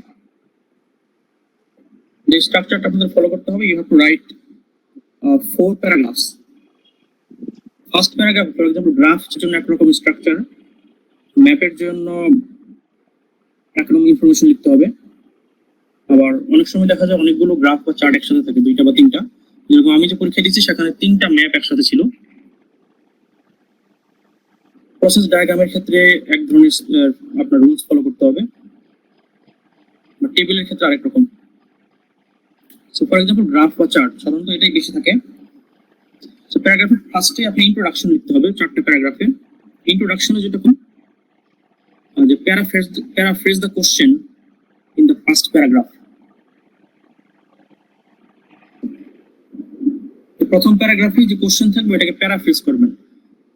তো রাইটিং এর ডাইরেক্টলি কোশ্চেন থেকে কোনো ওয়ার্ড লিখবেন না, তাহলে আপনার ভোকাবুলারিতে মার্কস কমে যাবে। সেকেন্ড প্যারাগ্রাফে ওভারভিউ লিখতে হবে। Overview that means you have to find at least 2 features from the graph or chart. At least 2টা ফিচার বের করতে হবে, 2 এর বেশি বের করতে পারলে আরো ভালো যদি থাকে, কারণ 2টা ফিচার নিয়ে আপনাকে পরবর্তীতে 2টা প্যারাগ্রাফ বানাইতে হবে। সো প্যারাগ্রাফ 3 তে ফার্স্ট ফিচার নিয়ে আপনি আলাপ করবেন, প্যারাগ্রাফ 4 এর সেকেন্ড ফিচার নিয়ে। এক্সাম্পল ওখানে আছে মনে হয়, হ্যাঁ। সো কোশ্চেনটা আমরা দেখি যে the chart below shows the total number of minutes of telephone call in the UK divided into 3 categories from 2002. Summarize the information by selecting and reporting the main features and make comparisons where relevant. So this is very important, main features. সব information এখানে দেওয়ার দরকার নেই। So first paragraph এ কি করা হয়েছে, the bar graph shows the combined time spent in billions of minutes on 3 different kinds of phone call in United Kingdom from 1995 to 2002. সেই কোশ্চেনটাকে কিন্তু এখানে প্যারাফ্রেজ করা হয়েছে। সো রাইটিং টাস্ক 1 এ যাই আসুক, ইন্ট্রোডাকশনে এই কোশ্চেনটাকে প্যারাফ্রেজ করে নেবেন। প্যারাফ্রেজ সিনোনিম ইউজ করতে পারেন বা সেন্টেন্সের প্যাটার্ন চেঞ্জ করে করা যায়। সেকেন্ড, মোস্ট ইম্পর্টেন্ট কাজ যেটা writing task 1 that is finding the 2 or more major features. এই টাস্ক যদি আমরা খেয়াল করি, এখানে বলা হচ্ছে UK telephone call by category, যে local call, national, international call, mobile call. তো এক নজর দেখেই আপনাকে মূল ফিচারটা বের করতে হবে। যে এখানে আমি যে ফিচারটা দেখতে পাচ্ছি, এই কালো বার এবং এই 2টা ইনক্রিজ হয়েছে আর এই জিনিসটা ডিক্রিজ হয়েছে। So this is the main feature. এটাই হচ্ছে মেইন ফিচার এই গ্রাফের, যে 2টা বার আমাদের ইনক্রিজ হয়েছে আর একটা ডিক্রিজ হয়েছে। সো এটাই একটু ভালো ল্যাঙ্গুয়েজ এই আমাদের দিতে হবে যে overall local calls were the most popular over the whole period, with national and international calls and calls on mobile second and third respectively. However, the number of minutes spent on international and national calls and mobile phone both increased over the period, with mobile minutes increasing dramatically, thus narrowing the gap between the 3 categories by 2002. So overall এই general statement যখন লিখবেন main feature, এখানে কোনো সংখ্যা উল্লেখ করা যাবে না। যেমন এখানে 70 বিলিয়ন বা 80 বিলিয়ন আছে, এই সংখ্যাটা কিন্তু এই প্যারাগ্রাফে উল্লেখ করা যাবে না। সংখ্যা উল্লেখ করতে হবে ভিতরের প্যারাগ্রাফে। সো এখানে যেহেতু আমি 3টা ফিচার পেয়েছি, তো 3টা ফিচার আমি 2টা প্যারাগ্রাফে আলাপ করবো, এবং 2টা প্যারাগ্রাফে আলাপ করার সময় আমাকে কিন্তু পর্যাপ্ত রেফারেন্স দিতে হবে। রেফারেন্স বলতে এই সংখ্যাগুলো মেনটেন করতে হবে। সো আরেকটা জিনিস রাইটিং টাস্কের ক্ষেত্রে important, so you don't have to talk about the whole everything. যে আমরা যে 3টা মেইন ফিচার পেলাম, এই 3টা নিয়েই আমাদের আলাপ করতে হবে। সেখানে 95, 96 এভাবে সিরিয়ালি বললে মার্কস কমে যাবে। আবার এখানে 10 বিলিয়ন, 20 বিলিয়ন এভাবে বলা যাবে না। ওকে, এটা গেল গ্রাফ চার্টের ক্ষেত্রে। ম্যাপের ক্ষেত্রে যেটা, ম্যাপের ক্ষেত্রে একই ইন্ট্রোডাকশনে কোশ্চেনটা প্যারাফ্রেজ করতে হবে সিনোনিম দিয়ে, ওভারভিউ লিখতে হবে সেকেন্ড প্যারাগ্রাফে, যে make 2 general statements about the map. So map থাকলেও দুইটা অবশ্যই জেনারেল ফিচার বের করতে হবে। And you should describe the map generally and write about the most noticeable difference between the two maps. যদি দুইটা ম্যাপ থাকে সেক্ষেত্রে আপনার দুইটা ম্যাপের ভিতর ডিফারেন্স কি বা কি কি চেঞ্জ হয়েছে সেটা বের করতে হবে। সো ওই প্যারাগ্রাফ 3 এবং 4 এ ওই দুইটা ফিচার নিয়ে আলাপ করতে হবে। স্ট্রাকচার ফর মাল্টিপল গ্রাফস, যদি দুই বা তার বেশি গ্রাফ বা ম্যাপ থাকে সেক্ষেত্রে ওভারভিউ লেখার সময় প্রথম গ্রাফ থেকে একটা ফিচার বের করতে হবে, সেকেন্ড গ্রাফ থেকে আরেকটা, আর থার্ড গ্রাফ যদি থাকে বা যদি কম্প্যারিজন করা যায় সেক্ষেত্রে কম্প্যারিজন করা যেতে পারে। থার্ড প্যারাগ্রাফে লিখতে হবে ওই ফার্স্ট গ্রাফের ফার্স্ট ফিচার নিয়ে এবং সেকেন্ড ফিচার নিয়ে, ফোর্থ প্যারাগ্রাফে সেকেন্ড গ্রাফের ফার্স্ট ফিচার এবং সেকেন্ড ফিচার নিয়ে। প্রসেস ডায়াগ্রামের ক্ষেত্রেও ওই একই ব্যাপার। মূলত টাস্ক 1 এর স্ট্রাকচার এইভাবেই করতে হবে আপনার, যে 4টা প্যারাগ্রাফে ভাগ করে। এবং ওভারভিউ হচ্ছে ভেরি ভেরি ইম্পর্টেন্ট। আরেকটা জিনিস যেখানে আলাদা করে কনক্লুশন লেখার কোনো প্রয়োজন নেই, কারণ ওভারভিউ হচ্ছে one kind of conclusion. So you don't need to add separate conclusion in task 1. Kamlata sir, I have a question, please, sir. Okay, sir. Sir, we're given a white piece of paper and role is when going from one paragraph to another. Should we leave a line space there, a line gap?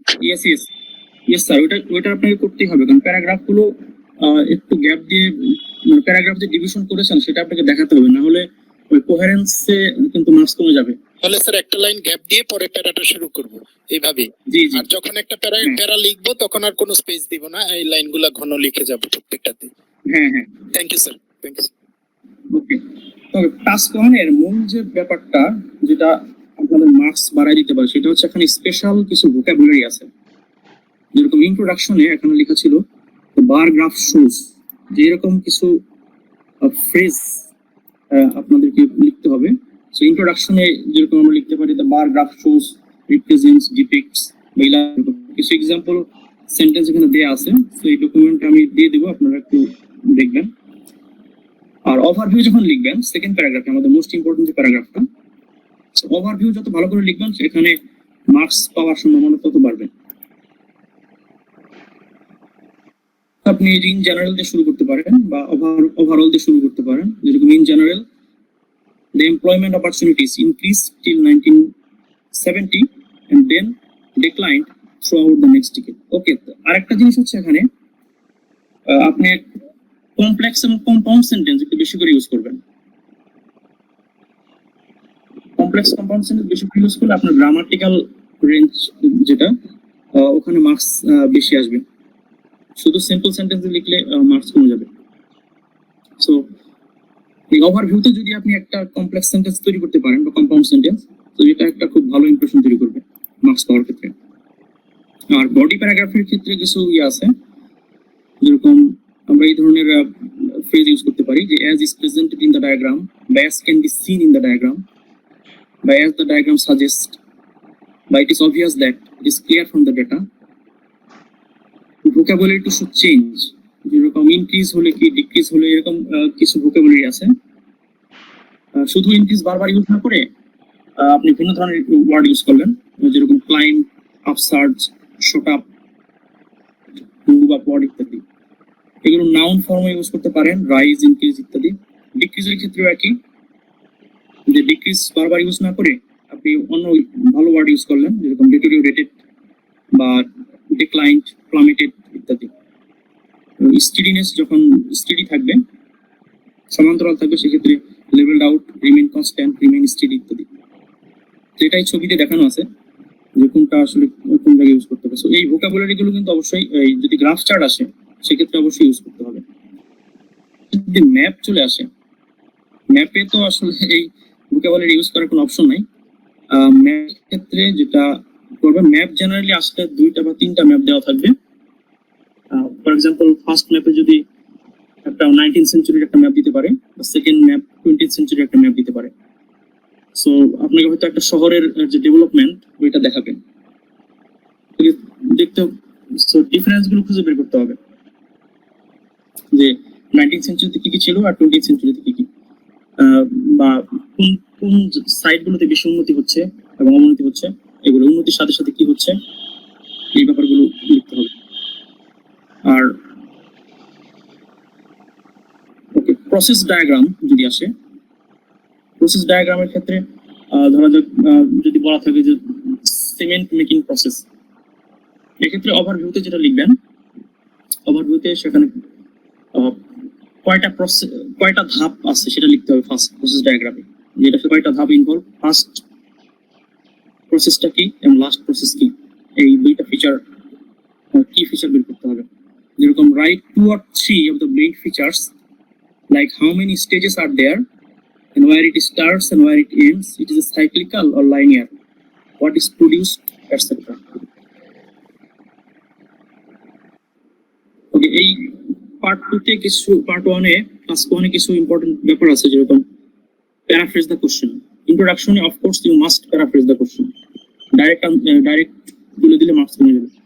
Right a good overview but do not add data in the overview.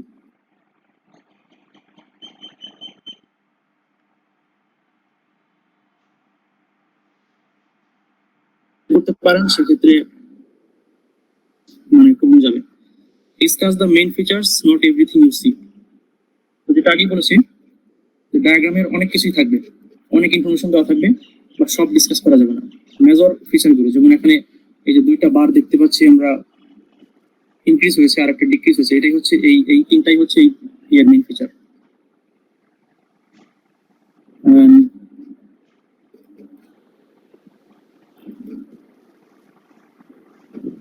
Next, organize ideas into logical order.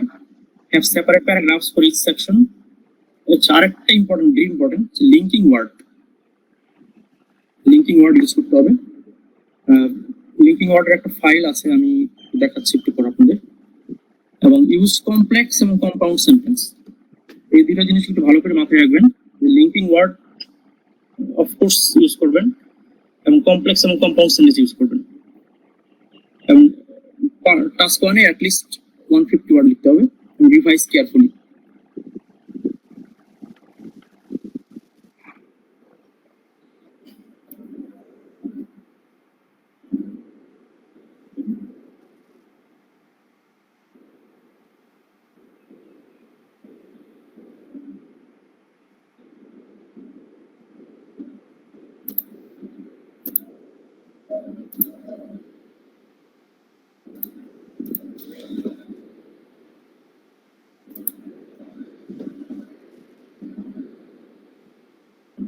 Task 2,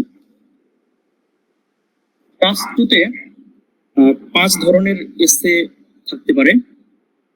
একটা opinion, agri, disagree এসে, আর advantage, disadvantage আছে। Advantage, disadvantage এর ভিতর আবার 3 ধরনের ভাগ আছে। যেরকম শুধু বলতে পারে যে ডিসকাস দ্য অ্যাডভান্টেজ, ডিসঅ্যাডভান্টেজ, আবার বলতে পারে যে do the advantages of this outweigh the disadvantages, or discuss the advantages and disadvantages and give your opinion. So এই ক্যাটাগরিতে 3 ধরনের কোশ্চেন থাকতে পারে। আরেকটা আছে ডিসকাস বোথ ভিউ আছে, প্রবলেম সলিউশন আছে বা কজ সলিউশন আছে।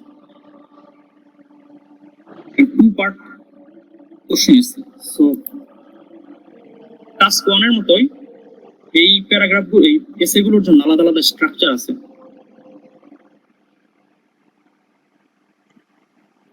কমন একটা স্ট্রাকচার হচ্ছে, ফার্স্টে আপনাকে টাস্ক 2 জেনারেলি 4টা থেকে 5টা প্যারাগ্রাফ লিখতে হবে। কোনো ক্ষেত্রে 5টা প্যারাগ্রাফ, কোনো ক্ষেত্রে 4টা। প্যারাগ্রাফ 1 এ ওই টাস্ক 1 এর মতোই ফার্স্টে কোশ্চেনটা প্যারাফ্রেজ করবেন, মানে নতুন করে বানানোর আর এখানে দরকার নেই। যদি ঠিকভাবে প্যারাফ্রেজ করতে পারেন তাহলে আপনার ঝামেলা অনেক কমে যাবে। আর ইন্ট্রোডাকশনেই প্যারাফ্রেজ করার পরেই আউটলাইন সেন্টেন্স লিখতে হবে। যে এগ্রি, ডিসএগ্রি হলে আপনি ইউ এগ্রি এটা স্পষ্টভাবে মেনশন করতে হবে ইন্ট্রোডাকশনের লাস্ট লাইনেই, যে ওইটার you agree with this or disagree with this, অথবা একটা জিনিসের অ্যাডভান্টেজ বেশি নাকি অ্যাডভান্টেজ কম, তো সেটা প্যারাগ্রাফে স্পষ্টভাবে মেনশন করতে হবে। আর মেইন বডি 2টা বা 3টা লিখে তারপর কনক্লুশন লিখতে হবে। সো আমি এখন একটু ইয়াগুলোর স্ট্রাকচার আপনাদের দেখাই, এসিগুলোর।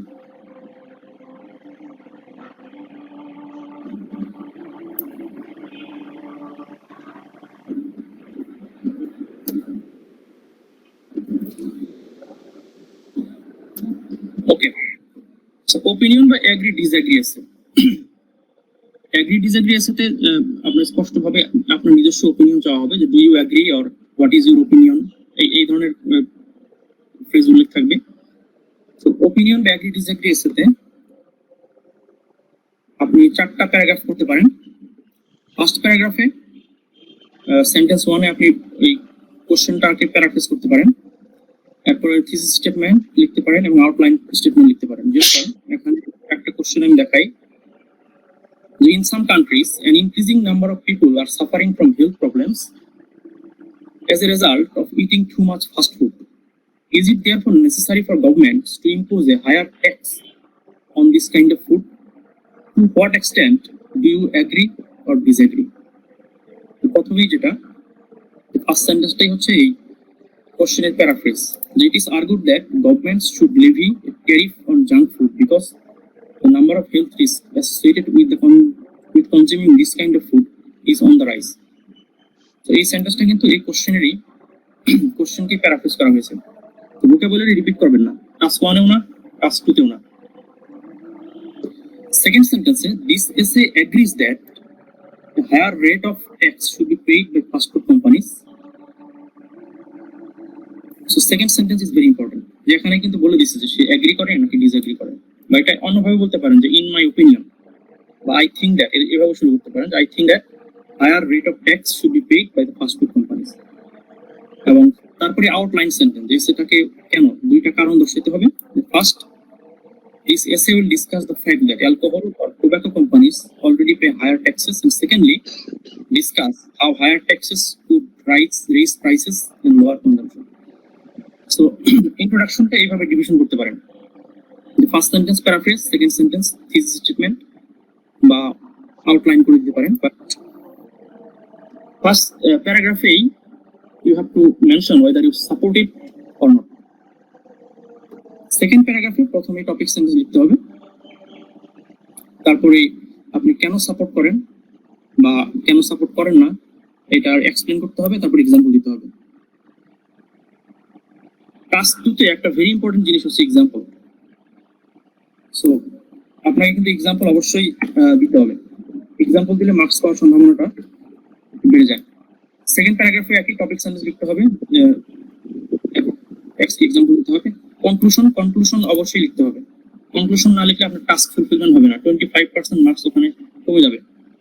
সো ধরা যাক আপনি টাইমের কারণে হাফ লিখছেন কিন্তু সেক্ষেত্রে কনক্লুশন লিখেননি, সেক্ষেত্রে মার্কস কমে যাবে। তাই আমার পরামর্শ হচ্ছে যে কনক্লুশন এক লাইন হলেও এটা অবশ্যই লিখবেন, নাহলে ওই একটা ক্যাটাগরিতে আপনার মার্কস অনেক কমে যাবে। তো জেনারেলি কনক্লুশন এক লাইনই হয়। তো কনক্লুশন হচ্ছে summary and reiteration of your opinion, যে আপনি যদি এগ্রি করেন তাহলে দুইটা এগ্রি করার দুইটা কারণ দুইটা প্যারাগ্রাফে দেখাবেন এবং সেগুলো রিজন শো করে একটা করে এক্সাম্পল দিবেন। এটা হচ্ছে এগ্রি ডিসএগ্রি এসে। আবার অ্যাডভান্টেজ ডিসঅ্যাডভান্টেজ এসের ক্ষেত্রে যদি বলা হয় যে শুধু অ্যাডভান্টেজ ডিসঅ্যাডভান্টেজ চায়, discuss the advantages and disadvantages of young people who decide to do this. এটা খুবই সহজ। প্রথমে ইন্ট্রোডাকশনে প্যারাফ্রেজ করবেন কোশ্চেন, একটা আউটলাইন সেন্টেন্স লিখবেন, তারপরে দুইটা প্যারাগ্রাফ, একটাতে অ্যাডভান্টেজ লিখবেন আর একটাতে ডিসঅ্যাডভান্টেজ, তারপর কনক্লুশন। স্যাম্পল এসেটা আমি দিয়ে দিব, ওটা করে নিতে পারেন, আমি একটু তাড়াতাড়ি শেষ করছি। আবার যদি এরকম থাকে যে some experts believe that it is better for children to begin learning a foreign language at primary schools rather than secondary school, do the advantages of this outweigh the disadvantages? মানে এখানে জানতে চাওয়া হচ্ছে যে ফরেন ল্যাঙ্গুয়েজ প্রাইমারিতে শুরু করলে সেটা কি বেশি অ্যাডভান্টেজাস, মানে ডিসঅ্যাডভান্টেজের চাইতে অ্যাডভান্টেজটার মাত্রা বেশি কিনা। তো এই এসের স্ট্রাকচার একটু ভিন্ন। ইন্ট্রোডাকশন আগের মতোই লিখতে হবে, যে প্যারাফ্রেজ করবেন, তারপর থিসিস স্টেটমেন্টে লিখতে হবে যে আপনি কোনটাকে বেশি ভাবছেন, যে এটা ডিসঅ্যাডভান্টেজ বেশি নাকি অ্যাডভান্টেজ বেশি। তারপর আউটলাইন সেন্টেন্স লিখে প্যারাগ্রাফ 1 এ টপিক সেন্টেন্স লিখে আপনি কেন, যদি ফর এক্সাম্পল আপনি বললেন যে yes the advantage of this outweigh the disadvantage, এটার অ্যাডভান্টেজ বেশি ডিসঅ্যাডভান্টেজের চাইতে। সো প্যারাগ্রাফ 1 এ you have to write at least 2 reasons যেটা টপিক আকারে লিখতে হবে, দুইটা কারণ শো করবেন, এটা ব্যাখ্যা করবেন এবং এক্সাম্পল দিবেন। প্যারাগ্রাফ 2 তে বলতে হবে যে আপনি এটা ডিসঅ্যাডভান্টেজ কে আপনি কেন সাপোর্ট করেন না। টপিক সেন্টেন্স লিখবেন, explain why it is not strong, যে এটা ডিসঅ্যাডভান্টেজ কে why don't you support it, এরপর কনক্লুশন। আবার এরকম যদি থাকে যে discuss the advantage and disadvantage and give your opinion. Kamrul, জি স্যার। আচ্ছা আপনার আর কতক্ষণ লাগতে পারে? আমার স্যার বেশিক্ষণ লাগবে না, 15-20 মিনিট হলে হয়ে যাবে। আচ্ছা আপনি মনে হয় ধরেন আর 15 মিনিটস দেন, এই 15 মিনিটস এর মধ্যে যদি আমাদের পার্টিসিপেন্টরা যদি মনে করেন যে ঠিক আছে আজকে তো মোটামুটি একটা ভালোই ইয়ে করলাম, যে আরেকদিন না হয় একটা কি বলে এটাকে রিফ্রেশার ডিসকাশন আরেকদিন করা যায় কিনা, তো আমার মনে হয় সেটা হতে পারে। তারপর তো আমার মনে হয় you will just take another 15 minutes to finish it, okay? I hope sir I can finish that within the time. রাফিকে একটু অ্যাকসেপ্ট করতে বলেন, ওই যে ঢুকতে চাচ্ছে স্যার, রাফিকে আপনি একটু অ্যাকসেপ্ট করেন। আমি অ্যাকসেপ্ট করছি, তো আমি তো আছি, এই জন্য তো আমি আছি, নাহলে তো আমি বন্ধ করে দিতাম। আমি শুধু তোমাদেরকে অ্যাকসেপ্ট করার জন্যই বসে আছি। আচ্ছা ঠিক আছে স্যার, ওকে, নো প্রবলেম, আমি তো আছি। তাহলে another 15 minutes. So after 15 minutes, the session will be finished. If our participants think that another session should be, another refresher session should be there, so we can arrange. So that now you can get another 14 minutes to finish it. Okay? Okay sir, লাগবে না। সবাইকে আমি অভিনন্দন জানাচ্ছি, শুভেচ্ছা জানাচ্ছি, শুভকামনা জানাচ্ছি। এটা একটা দারুণ সেশন, আমি খুব উপভোগ করেছি এবং আমি চাই যে আমাদের সবাই যেন এতে বেরিয়ে আসতে পারে 6.5 নিয়ে, এবং তাদের যে দেখলাম আজকে তাদের যে একাগ্রতা এবং ডিউরিং দ্য 2 আওয়ার্স এই সেশনটাতে যেভাবে তারা মনোযোগের সাথে অ্যাটেন্ড করেছে, এটা আসলে খুব প্রশংসার যোগ্য।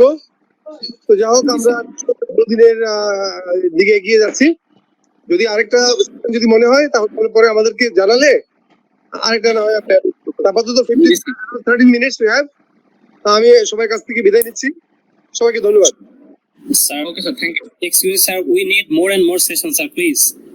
ওকে সেক্ষেত্রে ওরা আবার একটু অ্যাসিমিলেট করুক না, কেমন শুনুন একটু, ওরা আবার একটু অ্যাসিমিলেট করুক, ওরা যে আমাদের ব্রিটিশ কাউন্সিল যে ট্রেনিংটা দিয়ে সেটার সাথে আবার একটু অ্যাসিমিলেট করুক। আচ্ছা, তারপর যদি মনে হয় যে ফ্রেশার একটা সেশন দরকার, তাহলে আমরা আবার অ্যাটেন্ড করব, ঠিক আছে? তো সেই অবধি সবাইকে জানাচ্ছি এবং সবার শুভকামনা করে আমি বিদায় নিচ্ছি। তো এই মুহূর্তে কেউ যদি অ্যাড হতে, আমি আর আপাতত পারছি না, ঠিক আছে? ধন্যবাদ। Thank you sir. So particularly we need 4 individual sessions. Thank you very much. Shamim sir, thank you. Okay sir, ভালো থাকেন। Thank you. Okay sir, wish you good luck. Thank you. আমি একটু 10 মিনিটের ভিতর শেষ করবো, শুধু স্পিকিংটা বাকি আছে, এটা একটু দেখাবো। সো এই অ্যাডভান্টেজ ডিসঅ্যাডভান্টেজের সাথে যদি বলা হয় যে give your opinion, in that case আপনাকে 5টা প্যারাগ্রাফ করতে হবে। তো প্রথমে আপনি সেকেন্ড প্যারাগ্রাফে অ্যাডভান্টেজ আলাপ করবেন, থার্ড প্যারাগ্রাফে ডিসঅ্যাডভান্টেজ এবং ফোর্থ প্যারাগ্রাফে আপনার নিজস্ব ওপিনিয়ন দিতে হবে এবং লাস্টে কনক্লুশন।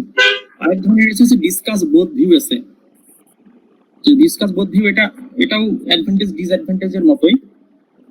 এক্ষেত্রেও ইন্ট্রোডাকশন লিখে প্যারাগ্রাফ 1 এ একটা ভিউ আলাপ করতে হবে, সেকেন্ড প্যারাগ্রাফে আরেকটা। ফর এক্সাম্পল, এরকম কোশ্চেন যদি থাকে, the computers are being used more and more in education. Some people say that this is a positive trend, while others argue that it is leading to negative consequences. Discuss both sides of argument and give your opinion. So এখানে computer ইউজের positive এবং negative side চাওয়া হচ্ছে।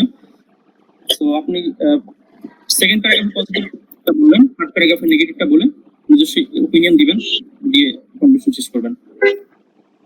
Problem solution আছে, এটাও 4টা paragraph হবে। Second প্যারাগ্রাফে problem, third প্যারাগ্রাফে solution বলতে হবে। সো একটা স্যাম্পল কোশ্চেন আমি বলছি যে global warming is one of the biggest threats humans face in the 21st century, and sea levels are continuing to rise at alarming rates.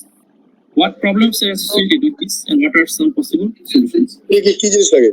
Two part question এর example হচ্ছে যে most people spend a major part of their adult life at work. Job satisfaction is an important element of individual life. What factors contribute to job satisfaction and how realistic is the expectation of job satisfaction for all? এখানে দুইটা question দেয়া আছে, দুইটা question দুইটা paragraph আলাপ করতে হবে। Writing এ এইটুকুই।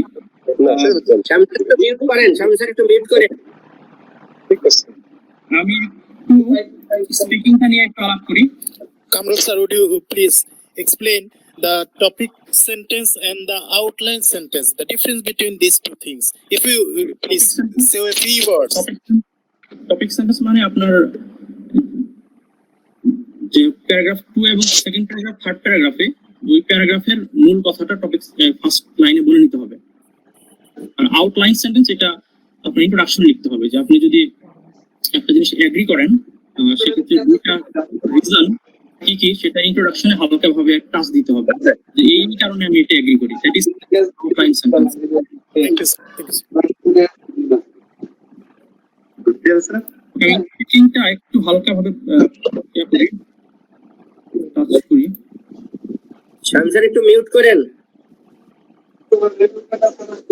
ওকে, স্পিকিং এ তিনটা পার্ট, পার্ট 1, পার্ট 2, পার্ট 3।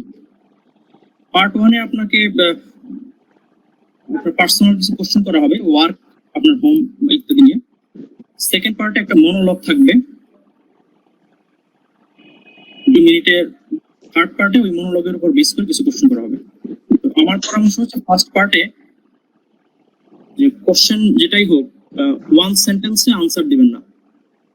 আপনি অ্যাটলিস্ট ফার্স্ট পার্টের কোশ্চেনগুলোর জন্য অ্যাটলিস্ট 3টা সেন্টেন্স বলার চেষ্টা করবেন। ফর এক্সাম্পল যদি বলা হয় do you work or study, so I am now in full time employment, I guess work part time before I join. তো পার্ট 1 এ এরকম 3টা সেন্টেন্স দিয়ে আনসার দিবেন, এই কোশ্চেনই করুক না কেন, একটু বেশি করে বলার চেষ্টা করতে হবে। পার্ট 2 এ যখন আপনাকে কিউ কার্ড দেওয়া হবে টপিক সহ এবং 1 মিনিট টাইম দেওয়া হবে নোট করার জন্য, কাগজ হবে, কাগজে আপনি মূল মেজর পয়েন্টগুলো কি পয়েন্টগুলো লিখে রাখবেন। যেরকম এখানে কোশ্চেনের 4টা পার্ট আছে, 4টা পার্টের জন্য এটা 2 মিনিট আপনি পারেন 30 সেকেন্ড করে। পার্ট 2 তে you will continue speaking, the examiner will stop you, যে আপনার 2 মিনিটের জন্য চিন্তা করার দরকার নেই, আপনি বলতেই থাকবেন এবং এক্সামিনার আপনাকে থামিয়ে দেবে এবং এক্ষেত্রে 2টা বা 3টা কোশ্চেন করতে পারে। এবং পার্ট 2 এর জন্য আমার একটা পরামর্শ হচ্ছে যে আপনি বেশি করে পার্সোনাল এক্সপিরিয়েন্স রিলেট করার চেষ্টা করবেন। পার্সোনাল এক্সপিরিয়েন্স রিলেট করলে আপনার ওই ফ্লুয়েন্সিটা ঠিক থাকবে। না হলে আদারওয়াইজ কোনো কিছু যদি আপনাকে নতুন করে ইনভেন্ট করতে হয় সেক্ষেত্রে আপনি বারবার চলতে পারেন এবং সেটা ফ্লুয়েন্সিতে মার্কস কমে যেতে পারে। পার্ট 3 তে যখন মনোলগের উপর বেস করে কিছু কোশ্চেন করা হবে, পার্ট 3 আনসার গুলো নরমালি একটু বড় করে দিতে হবে। আমারই হচ্ছে এখানে অ্যাটলিস্ট 4টা বা 5টা করে সেন্টেন্স বলার ট্রাই করবেন। That means you have to talk more and more in part 3. Part 3 তে এরকম 5টা কোশ্চেন করতে পারেন। আর আরেকটা জিনিস আমি একটু দেখিয়ে দিই,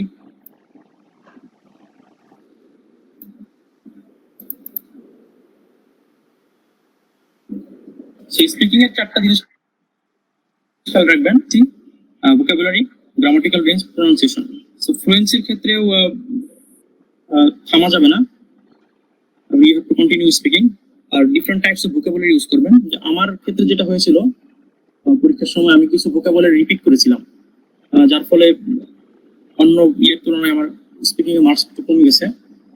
এবং various types of sentence use করতে হবে, যে কমপ্লেক্স, কম্পাউন্ড, সিম্পল, এগুলো বিভিন্ন ধরনের সেন্টেন্স ইউজ করতে হবে এবং প্রনাউন্সিয়েশন ঠিক রাখতে হবে। তো এই ফাইল আমি দিয়ে দিচ্ছি, আপনারা কি করবেন দেখে নিন। আমি আর টাইম করবো না। টেস্ট ডের ক্ষেত্রে sleep the night before, eat well before the exam। আচ্ছা, এইটা খুবই ইম্পর্টেন্ট, যে পরীক্ষা কিন্তু দীর্ঘক্ষণ যাবত হবে। সো ভালো করে পরীক্ষার হলে অ্যান্ড ফর্মাল ক্লথ পড়তে হবে স্পিকিং এর জন্য। সেক্ষেত্রে ওই পানির পরে স্টিকার তুলে ফেলতে হবে। আর টয়লেটে যেহেতু যাবে না, সো পরীক্ষার আগে একটু ছেড়ে নেবেন। পাসপোর্ট, পেন, পেন্সিল এগুলো নিতেই হবে।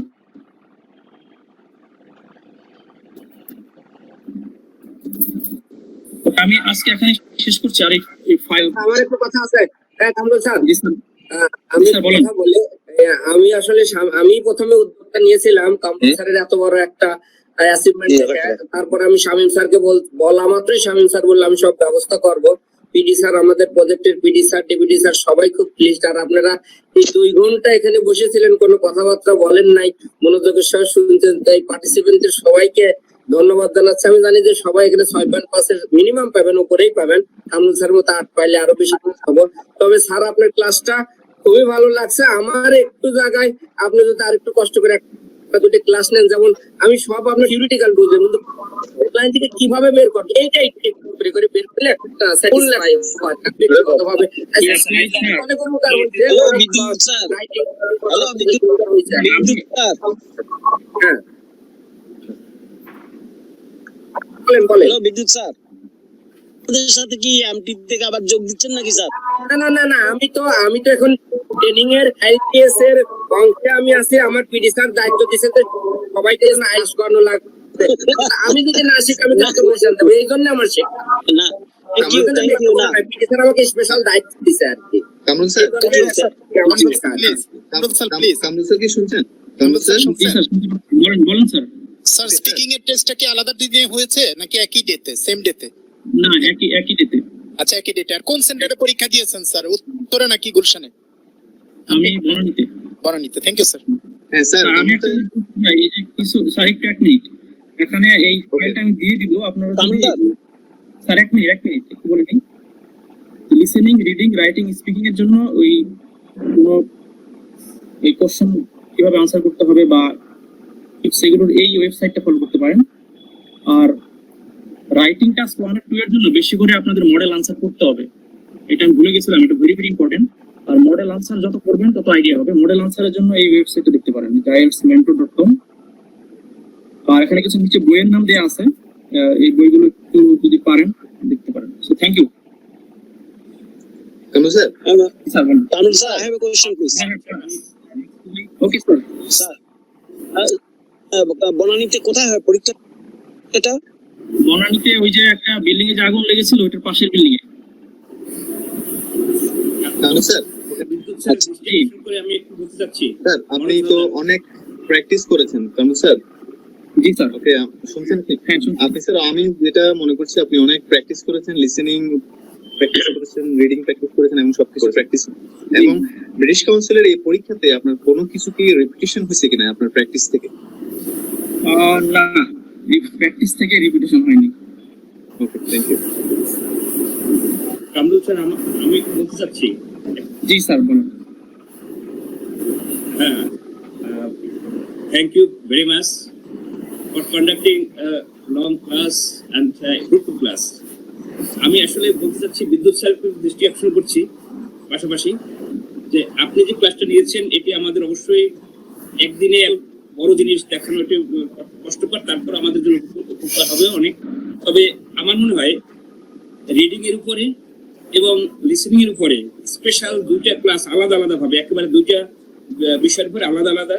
আমাদের টেকনিক্যাল জিনিসগুলো, টিপস গুলো আমাদের সবারই জানা আছে আমার মনে হয়, কিন্তু এটা বাস্তবে আমরা কিভাবে কম সময়ের মধ্যে আমরা কিভাবে কভার করব রিডিং এ বিশেষ করে।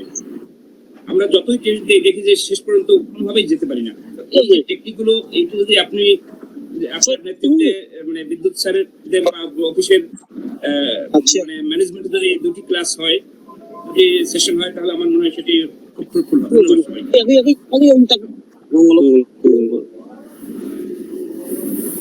আচ্ছা, মানে আর কোনো কথা নাই। কামরুল স্যারকে অনেক ধন্যবাদ। বলতে চাই স্যার, 1 মিনিট একটু বলতে চাই। সেটা হচ্ছে লিসেনিং এবং রিডিং এ কিন্তু স্যার আপনাদের অ্যাটলিস্ট 7 করে টার্গেট রাখতে হবে। 7 করে না পেলে অন্য মডিউলে মার্কস কতটা পাওয়ার সম্ভাবনা কতটুকু আমি জানি না। তো এটাতে 7 রাখতে পারলে আপনাদের ভালো হবে এবং 7 রাখতে গেলে অ্যাটলিস্ট 30 পাইতে হবে।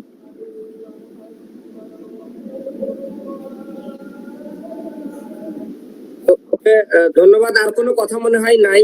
কামরুল স্যারকে অনেক ধন্যবাদ, আপনি অনেক প্র্যাকটিস করছেন এই ক্লাস নেওয়ার জন্য, যে সুন্দর করে প্রিপারেশন নিছেন, এক্সিলেন্ট আর কি, মানে খুবই ভালো লাগছে, সবারই ভালো লাগছে। বিডি স্যারকে অলরেডি আমরা শেয়ার করছি মেসেঞ্জারে।